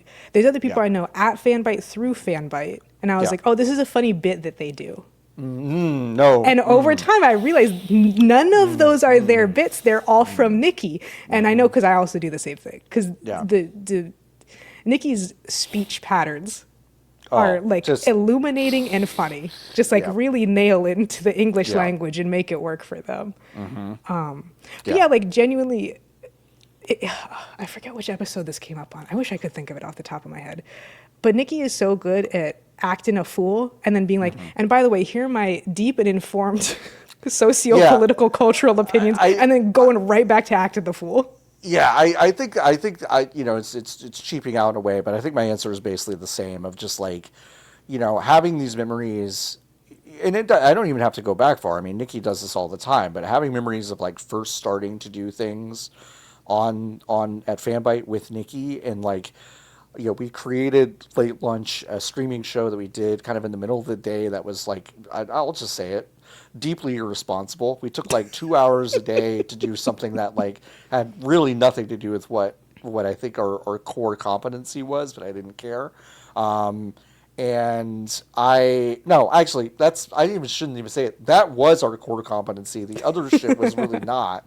But like, I think, you know, Nikki being so good at jumping from bit to bit, like super, super fast, and being incredibly funny. And of course, like their laugh is just like, you know, one of my favorite things in the world. But also just being like so fucking right about stuff years in advance about the industry. And it's not just like random prognostication. They really do put things together and have like a holistic view of the industry in a way that like Nikki remembers a lot of shit that I don't. You know, Yeah. so Nikki that's has like like that's a casually good one of the memory. stronger memories of like anyone that I Very, know. very casually, like a stone cold lock memory. Like if Nikki says something with well, actually, I was about to say, Nikki can say a lot of things with confidence that is actually completely untrue. But I'm pretty good at seeing those now. But they're doing it. They're doing that on purpose. What I mean to say is, when Nikki confidently says something about like the history of the industry or something that they remember, I would believe it, because they have been right. I would say at a clip that is pretty unprecedented for this industry. So, yeah. So Jason, there you go. We all said nice things about each other. Nikki, we do expect your dissertation We sometime do. within the Yeah, next week. So you're gonna have to really bring it because you've been gone and you need to like come back and just say like a super nice thing about both of us. Um, okay. Jason also asking, fuck Mary Kill, the Gollum game, Bubsy 3D, or I think he Balan said the Wonder Gollum World. game, not just Gollum. Was it called a Gollum something else, or was it just called Gollum? I think it had Gollum. it. There's no way it didn't have a colon in the subtitle, because that's how games are made Okay, now. what do you think it is? Uh, it's not like it's like Don't a overthink it. preposition. I want to Don't say overthink it. Don't no. overthink it. Don't overthink it. Gollum, the Smeagol guy. No. The Smeagol Gollum, guy. Journey to the Ring. No, Lord of the Rings, Gollum.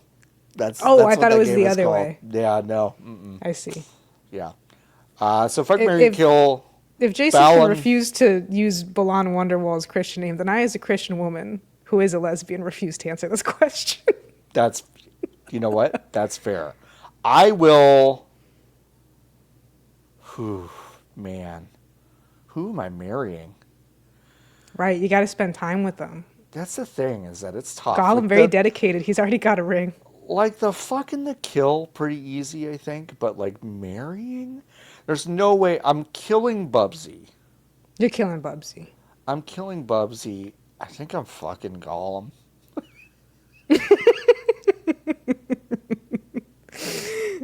That's what I say to myself when I'm eating cheese out of the bag at midnight.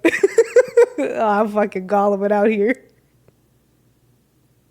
Oh, but I hope someone needs to definitely clip. I'm fucking Gollum, and then I'll make that my washing machine noise. And I'll marry Except Bal in Wonderworld. Bit crushed. Fuck. Okay. this is funny because I do have an anecdote. All right. This is of course Bone Chug Actual asking. You ever think about how mustard water is gross, and we have techniques and special nozzles to try to mitigate it? Yet mustard water that we love is completely and totally full. Wait, sorry. Yeah, mustard is compressed mustard water. Is compressed mustard water. Yes, I think about this a lot. The first time I got almond butter, I was like, what the fuck is this? This is disgusting. It's 30% liquid. I gotta mix this up myself? Ew, it's kind of... Also, living in the same apartment with Pablo was one of my best friend's patients, who I'm going to see this weekend. I can't wait to see her. She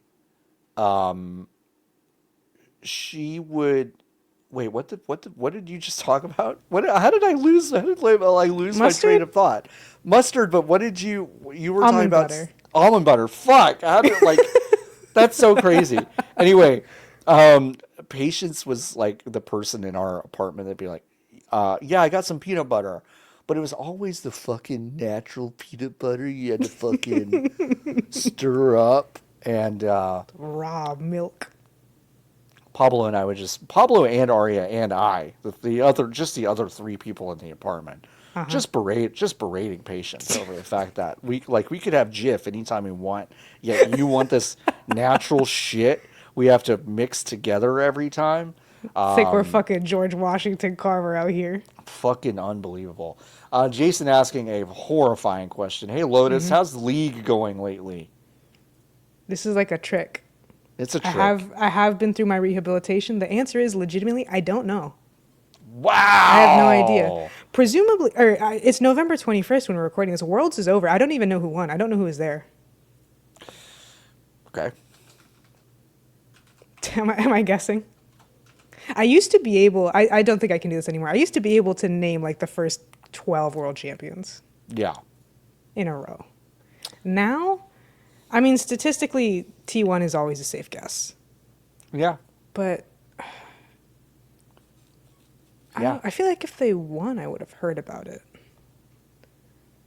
DRX and DRK change names once a year. Here's the thing, Lotus, is that I could look at anything and I wouldn't be able to, like, when I look at stuff about like what League is up to and esports and League and stuff, it is just that meme in Westworld. Well, that doesn't look like anything to me. No, it doesn't look like nothing. It doesn't look like anything to me.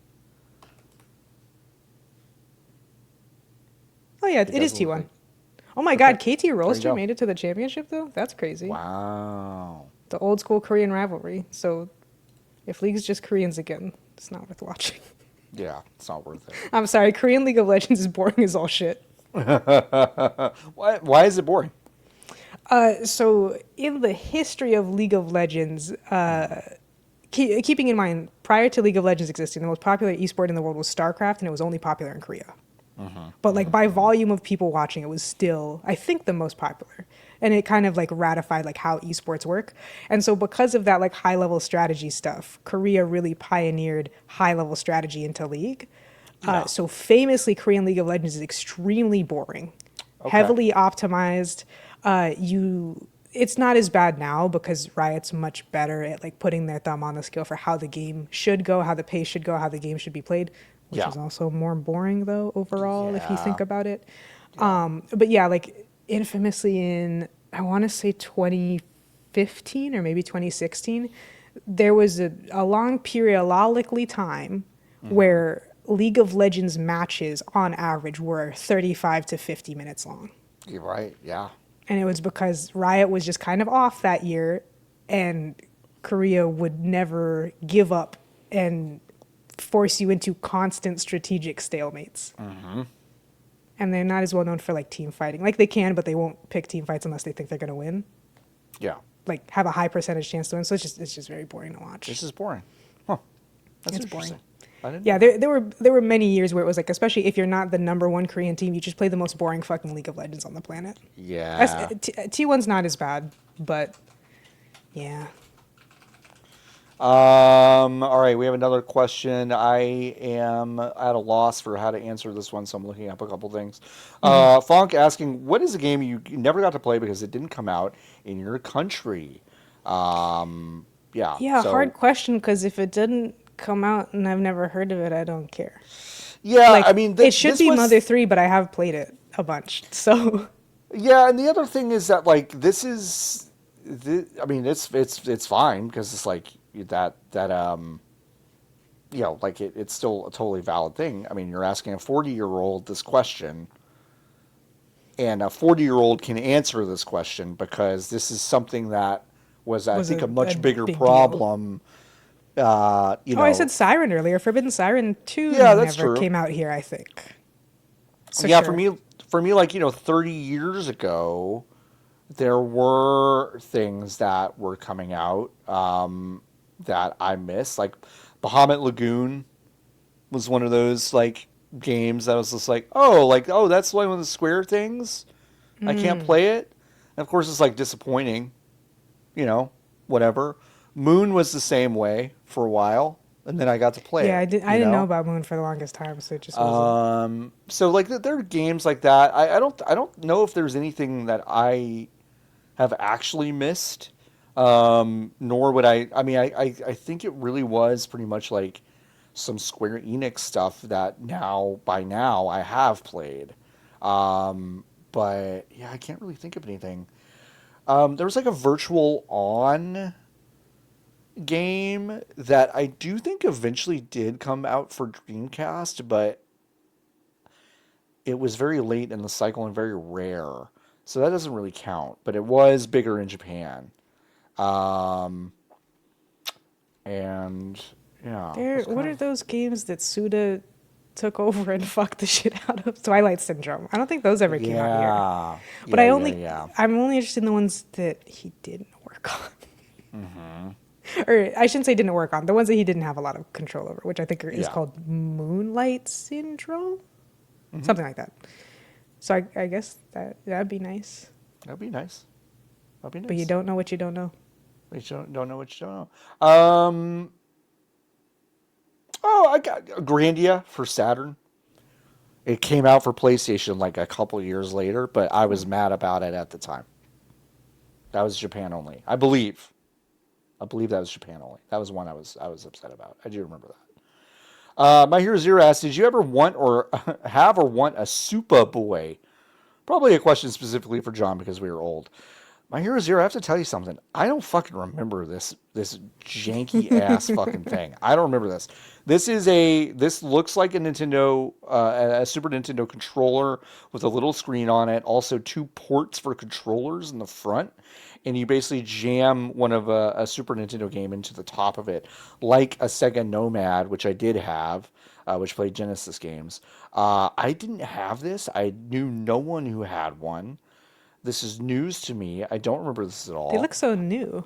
They do look kind of new. Like I think if like obviously it doesn't look like a Retroid, but if like a different brand had made this, I'd be like, yeah, okay. I read the name first and I thought it was going to be the Soldier Boy thing. I did too. I also thought that as well. But no, I didn't have one, and I don't remember this existing. So cool. Um, God, I'm going to rephrase one of these questions in a second. Valerie B, why the fuck are there no good pirate games? It's a shame, isn't it? I mean, like Monkey Island, but like being a pirate, it's good for the bits, but like it doesn't matter to that game necessarily. It really doesn't matter if you play the latest one, but you know, I think it's just because the pirate drama and conflama is so like all encompassing. Sure. It's like, you know, when people like Nintendo hire this man and it's like a shitty, ugly, like super up-res Bulbasaur. It's kind of like that, where it's like, well, if I had a pirate game, you would be able to go all over the ocean and besides the real world, and, or at least the Caribbean, and you could fight other pirates, or you could be your own guy, or you could free slaves, or you could fight the crowd. Like it would, like the appeal of pirateness is like kind of too broad. It's very broad. You'd have to have Bethesda make it, and then the monkey's paw curls. Yeah. I mean, like Black Flag is like the Assassin's Creed game that's about to get remade. In fact, we didn't even talk about this. Reportedly, that's going to come out in the next few months, according to some rumors that are happening. It's like solid. Yeah, it's I think it's one of the only ones of these that tries to kind of do that.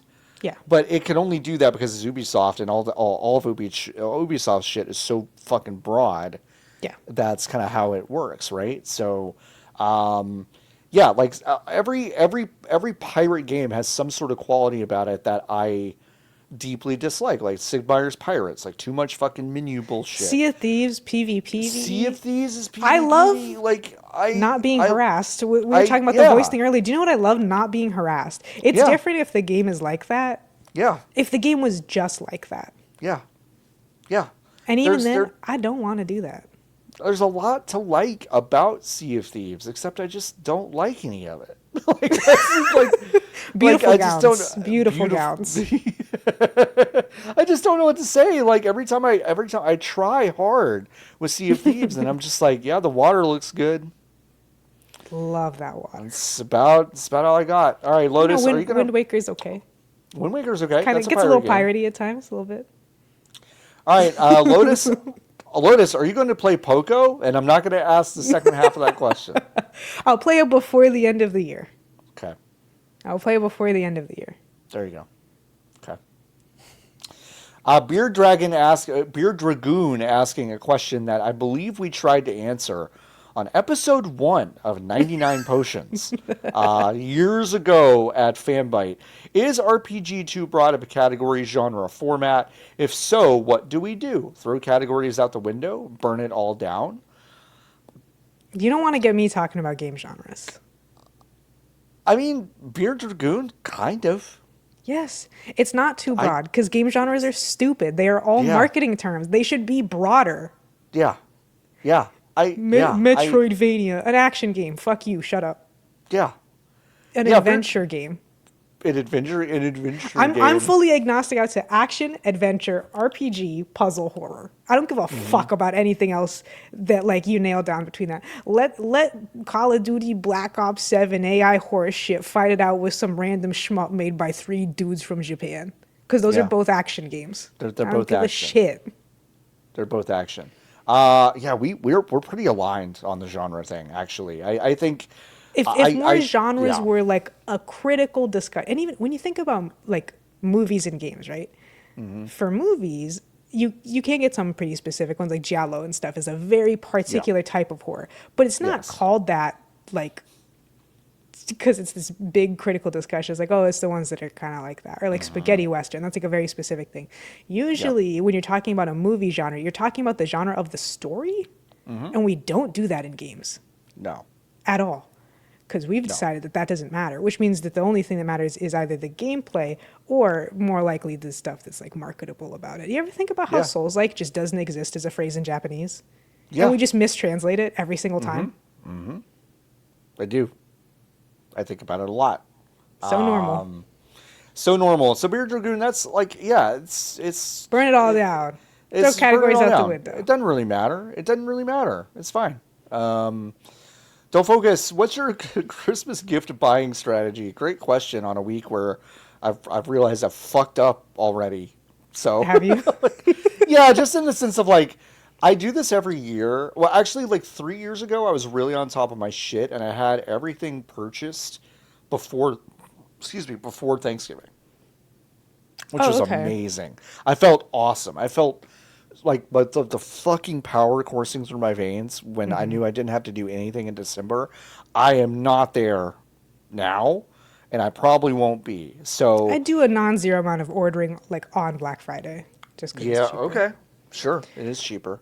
I mean, my broad strategy, and this varies from person to person. I think it was me, and then I think My Hero Zero was like this too. Don't like getting gifts. I don't like getting Yeah, gifts. sure. So if I know other people like that, I'm like, I see you, compadre. I'm not getting Hmm. you shit. I'm I not getting you might, anything. maybe a card. My general strategy is, especially people I'm pretty close to, throughout the year, I'll just see stuff that reminds me of them and I'll just bookmark it and put it in a bookmark folder called gifts. And then it will Love be it. categorized under their names. And then around like October, November, I'll be like, okay, how many of these products still exist? Can I get them? Are they too expensive? Like, whatever. And that's Yeah, generally what I do. that's pretty good. Yeah, I mean, Yeah. Some people have gift lists. Me and my roommates are doing that this year. yeah, I kind of round up like the usual suspects I know I will get stuff for, um, and then make a little bit of a list to myself to kind of remind myself of like things I should be on the lookout for or just Hmm. ideas. And I have those links. Um, I usually ask people what they want if I'm struggling with that because like a thing that I have gotten into a habit of is I I wasn't asking and I had no idea, so I ended up getting people like gift cards to stuff, which is like which by the way, like if you Money's get excited always a good option. if you get excited about gift cards or money, like I totally like I get excited about that stuff. So like that's fine. But there also is something a little bit impersonal about it, depending on who you're giving it to. Yeah, I mean, I think something like a little gift and a gift card is never a bad Yeah, idea. I think that's A good. teddy bear and a gift card Yeah, or something like like that is like, something you put some thought in. It doesn't have to be super expensive. Then maybe the more expensive thing is like, cash or a yeah, gift card or whatever. Because like everybody could use that shit. So, everybody could use it. um, yeah. I am planning on doing more like local shopping this year. Not to sound like Yeah, Mr. Fucking whatever, but but I am planning. I'm making a plan. I'm looking at some local stuff I like and some artisans that I'm kind of getting into. Like, my tattoo shop's got like kind of like a little collective around it where they do some art stuff, and so oh, that's like cool. I'm gonna shop at their little bazaar that they have and do some stuff. So like it's like if you have something like it, can't hurt to do a little bit more of that in the world. Not to say that I'm not going to give Jeff some money. I probably will, but it's hard not to sometimes. Yep. Um, all right, let's see. My wrist is blowing up because people are texting me. Great question though. My Hero Zero asks, cook any good recipes lately? No, Do you not cook? Have we not talked about really. this? So you don't cook? Okay, I'm not good at cooking. I'm the type of person where I cook five of the most basic things on the planet and I just make sure. them over and over again. Okay, that's fair. So no. That's totally fair. Did I cook any good recipes lately? Um, no. I improvised some stuff lately. I put you get one of those cans of Chipotle with adobo, and you put that in a blender, Mm, and then some dashes of Worcestershire, some dashes of soy, a lime. I got a big ass juicy lime, and I good. just squeezed that in there. A couple cloves of garlic, and a little zhuzh of vegetable oil, like a neutral oil. Um, some salt, black pepper, coriander, a little like a dash of cumin, not a lot at all. Blended that up and I poured it in a bag with some chicken thighs and then kind of let that go overnight. I grilled those bad boys and we've had like the best rice Love grilled bowls and chicken. stuff. Like we've had some great food this week just because I like decided to batch up a bunch of that stuff. Um, Nice. so that was fun. Have I Um, ever mentioned on the programs something, the most mom thing my mom would say to like my little friends as a kid? no, what? But because she's a mom and she's Hmm. from the 60s and like that era, but my mom's like badass fucking doctor and all this shit, like like breaks the mold or whatever. People would come over and kind of expect her to be the cook and stuff. Ooh. Like not in a rude way. They just right. Especially because she's Latina, they just expect that she knows how to cook. And she's like, "Let me show you my favorite cooking utensil right now." And then she pulled her phone out of her purse and ordered takeout. That's so fucking funny. And it's such a mob thing to do. It's so funny. I think about it all the time. That's really good. That's really, really good. I love that. That's a great mom gag. It's a great mom gag. Because M asks 4 questions in a row. I'm going to skip around to some of those. M asks, do you like gamer RGB lights? No. John, when me and my roommate were, it now gets pitch black at 5:30. I know. We were coming home the other day from running some kind of errand. We were walking to our apartment, bottom floor, like, right as you walk into the elevator, facing outwards, we can see someone's apartment. Blinds closed.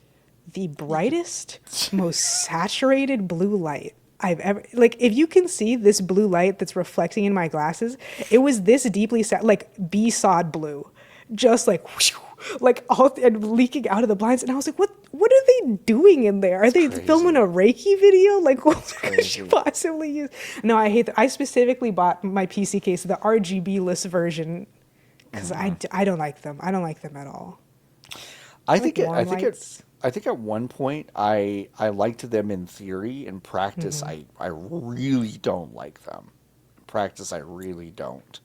And so I have those things on my machine, and I've essentially just like set them to one kind of fairly neutral color, and it's just stayed that way. Yeah, at some point my mouse, I had set my mouse to like a nice light blue, but it stopped working at some point. So and I'm not turning it back on.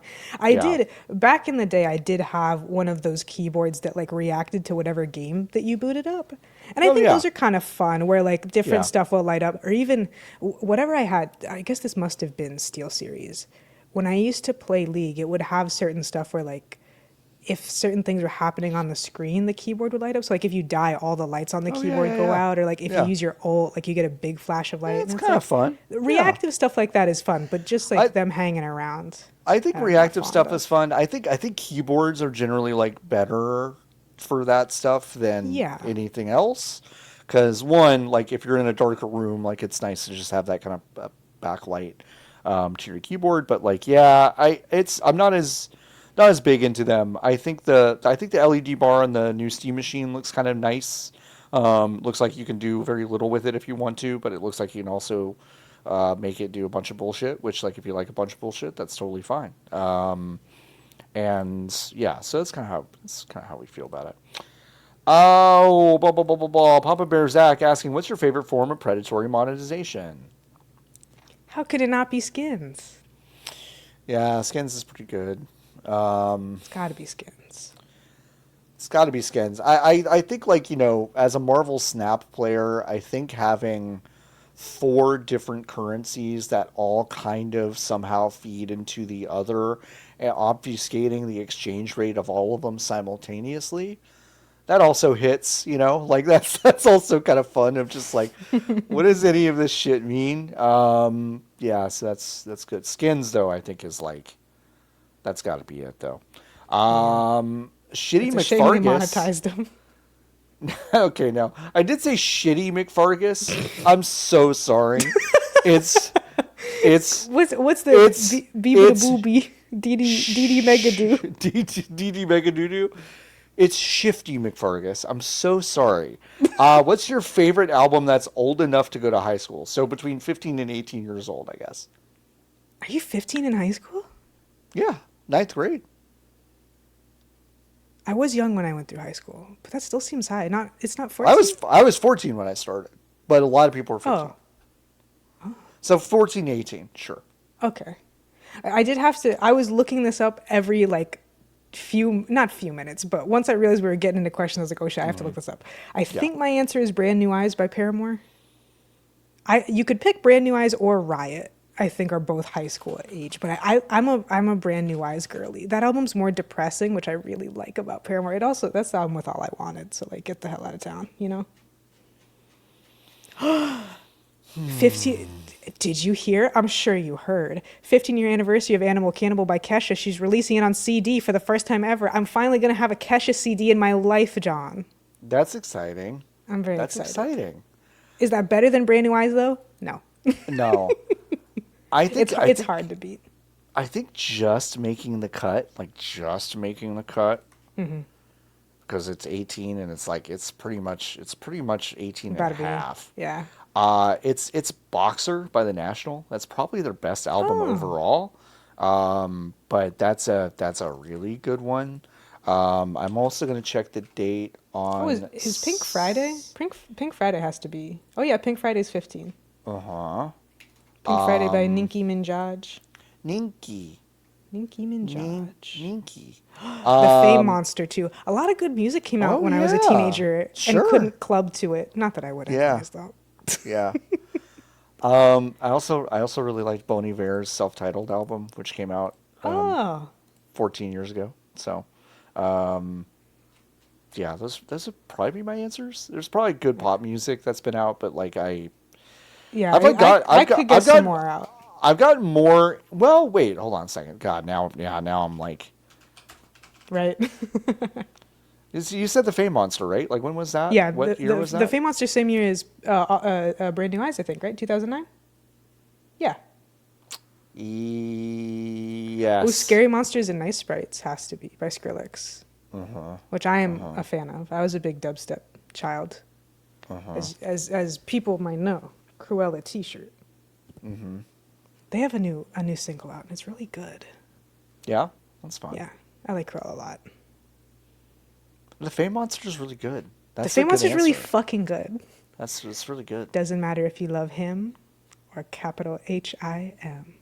Mm-hmm. Another great bit from The Bald and the Beautiful that I keep seeing on Instagram. It doesn't matter if you're Vietnamese or if you're from Laos.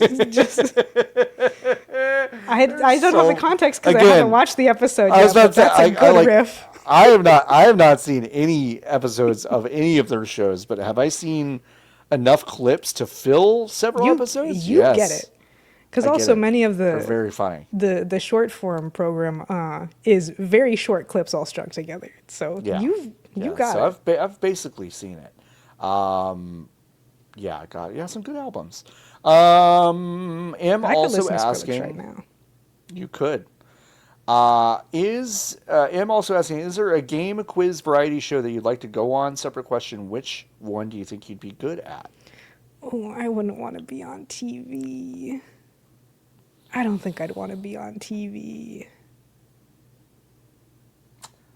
I always liked Cash Cab as a child, though. I watched a lot of Game Show Network as a kid. Fuck yeah. Cash Cab's pretty fun. Cash Cab, for sure. That Dachi looking motherfucker. Yeah. And I like Dachi too. Do you? I think you could sing. You could some good mom rock. You couldn't torture that out of me. Really? I love divorced mom music. Yeah, that's that. What's that one song by Hinder? Lips of an Angel? Oh my God. Divorced mom music. That's kind of great. I kind of have to be in a mood, but yeah. Yeah. Wow. Well, I wouldn't have thought about Chris Daughtry in a minute. That's crazy. Yeah, Cash Cab would be fun, but like... Cash Cab would be fun. Like, Colin Jost just hosted like 20 episodes of something called Pop Culture Jeopardy on Amazon Prime. And boy, hey, guys, I'd fucking clean that shit up. I'm watching that. Like, I feel like I'm fucking Neo in the Matrix watching episodes of that show. It's not like I know 100% of stuff, but like I would absolutely win most of those games. Unless I like, I get it. And when you're up there, it's a little bit different. You freeze and all that. So I get 100%. It. But definitely compared to like Jeopardy itself, like I'm like, okay, I know most of the shit. The one I would want to do just to say I did is Family Feud. In my life, I need good answer. Good answer. To the most horse shit. I need Steve Harvey to like ask me like, something, and I say like sit on it or whatever, and he'd be like, "Whoa!" Like I definitely need that. Show me kill. Yeah, I would love that. That would be great. I think it'd be fun to go on something like Make Some Noise, but Oh my God, I forgot. I love I think this was one of the first episodes I was on, maybe. I love Password, and I love $100,000 Pyramid. Oh, sure. Those are good. You have to hint the cue card. That'd be, especially because you'd either get a celebrity. Actually, that makes it worse. Because in my head, I was thinking of Password, and I was like, oh, you like Betty White. That'd be awesome. She's not with us. But she's not with us. She's dead. Yeah. Unfortunately, if they did it again, well, they did have Keke Palmer and Yvette Nicole Brown. But there's a really high chance the celebrity would be ass. But you might bring a friend on. They did have Keke Palmer, though. But they did have Keke Palmer. So it's really... Like, what I love about Keke Palmer is that, and I can't decide if she if she knows and doesn't care, or if she doesn't know, but she doesn't have to say yes to a lot of the stuff that she says yes to. You know what I mean? like I was like, I'll see her on something. I was like, you didn't have to say yes. Listen, I'm glad you did. I'm delighted by literally everything that you do, Keke Palmer. But you didn't have to say yes to this. You're better than this. She was trying. Here's the thing, though. That is when she puts in her best performances. I agree. She was carrying dead weight on whatever fucking show that was about pop culture with a SZA and somebody else. That's a slave. That's slave him. So fucking funny. I can't fucking stand her, and she's so beautiful. It's insane. Unbelievable. I mean, the only time I've ever like looked at Sean Evans, the Hot Ones guy, and been like, "Yep, that's real." Is like someone asked him, "Do you have a crush on anyone you've ever interviewed?" Lotus. He turns a color of red I can't even describe, and he's like, "Yeah, Keke Palmer," and I'm like, "Yeah, you goddamn right. You're goddamn right. You goddamn right." Yeah, no, that's a good question. I am Hydrogen asking, what game would you show your younger self that would blow their mind? Huh. How much younger? I'm gonna say, well, my answer is so specific to when I was like, I don't know, probably like 12. Yeah, like when I think like, oh, blow my mind, I think of like graphics, but I've never been impressed by graphics, I don't think. I like retroactively, I'm always impressed by Final Fantasy X. I'm like, wow, that looks better than I remember it. Oh, that game was gorgeous, insane looking. Yeah. Yeah, I can't think. It has to be like something mechanical. I don't know. I'm a simple woman when it comes to games, though. Yeah. I mean, like, to be honest, I have two answers. One is very like technical. And it's just flying from space to planet in No Man's Sky, which, by the way, had the same effect as an adult as it probably would have as a kid. Because when I saw that the first time, I was like, "Get the fuck out of here!" And it really, like, despite what, like, whatever you can say about that game, but it's like crazy busy now, and it's like it's a little impenetrable in a lot of ways. That's still really fun. Like, that's still really cool and beautiful. But I guess my real answer is like, I got really into like early internet leaks and rumors about like Final Fantasy games. Like, there's a piece of concept art that dropped for this game. Like, ooh. And so if you had, this is a very specific answer, so roll with me. If you had shown me Final Fantasy 16 when I was 12, I would be like, "Whoa, this is the most epic shit I've ever seen!" Like, like I can't believe I've got this to look forward to. It's like the most over the top thing ever. And then like, then I'd be disappointed. So, man, I was thinking of something that I forgot. Sorry. It's okay. I actually don't remember what it was. Final Fantasy 16. Yeah, definitely. Game makes me sad. Well, if you think about it, just shout it out. Yeah, I will. It was in there. So I don't have it. I certainly don't have a strong answer. Let's put it that way. That's fair. I'm asking, is there a long story you'd enjoy being told to you, oral tradition style? I don't know. I don't really know how to answer this question. I get told long stories all the time. I tell long stories all the time. Well, I think they mean like One Piece or something.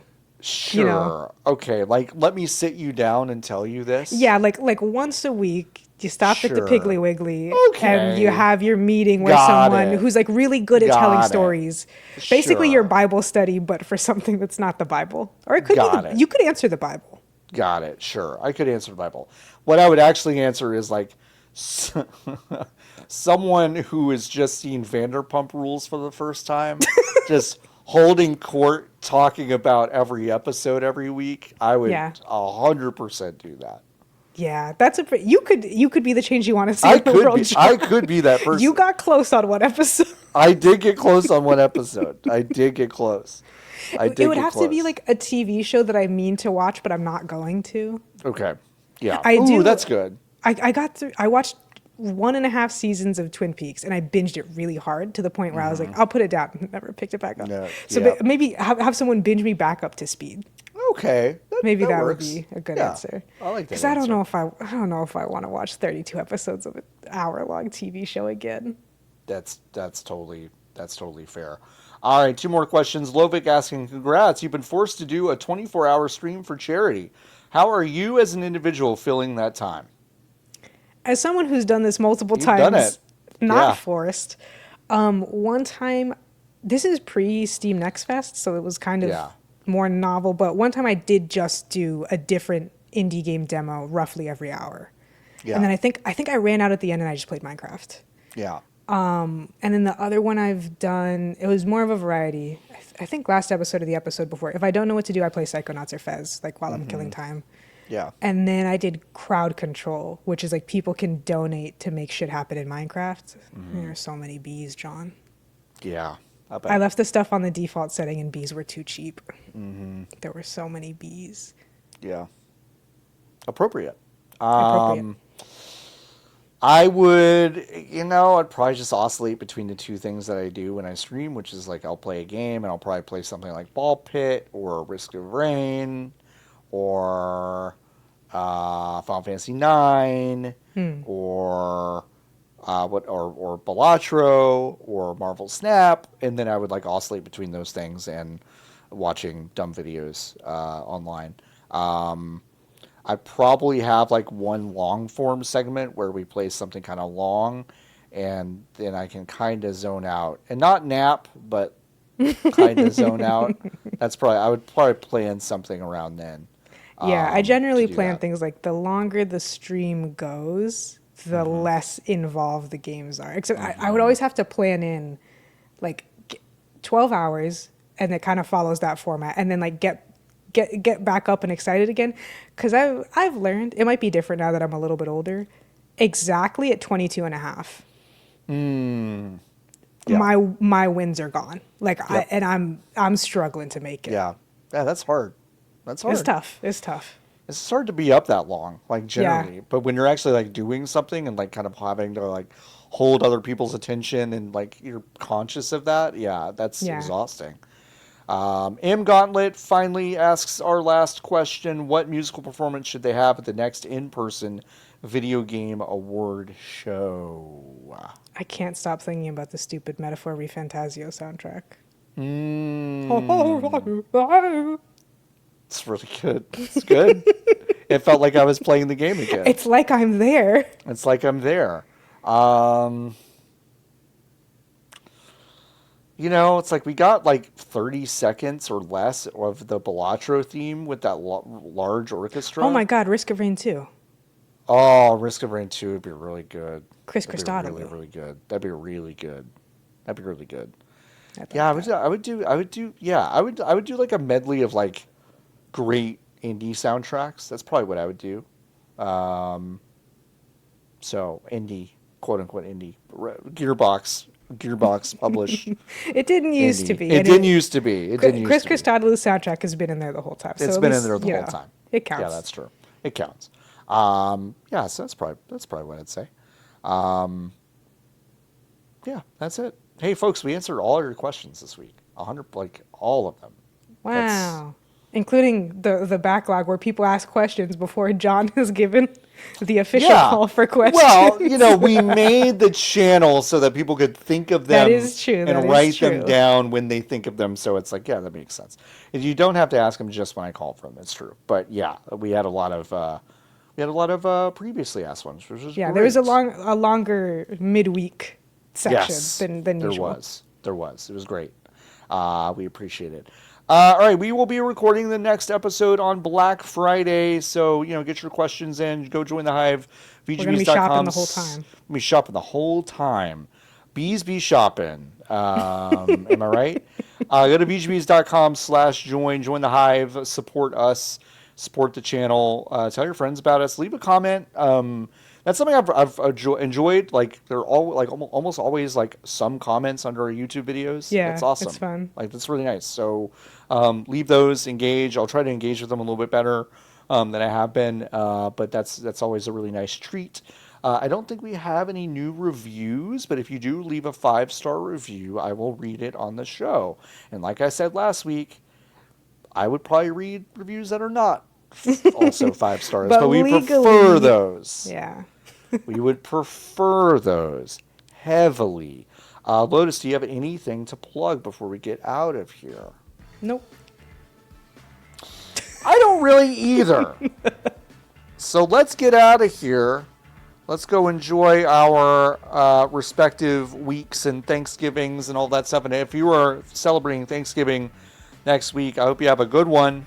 And if you're not, travel safe. If you're not, then also enjoy your week as well. I'm not your boss. You can do whatever you want. I'm not the boss of Thanksgiving. I'm not the boss of Thanksgiving. My ancestors might have been, but I don't take credit for any of that. So, in the meantime, keep on buzzing.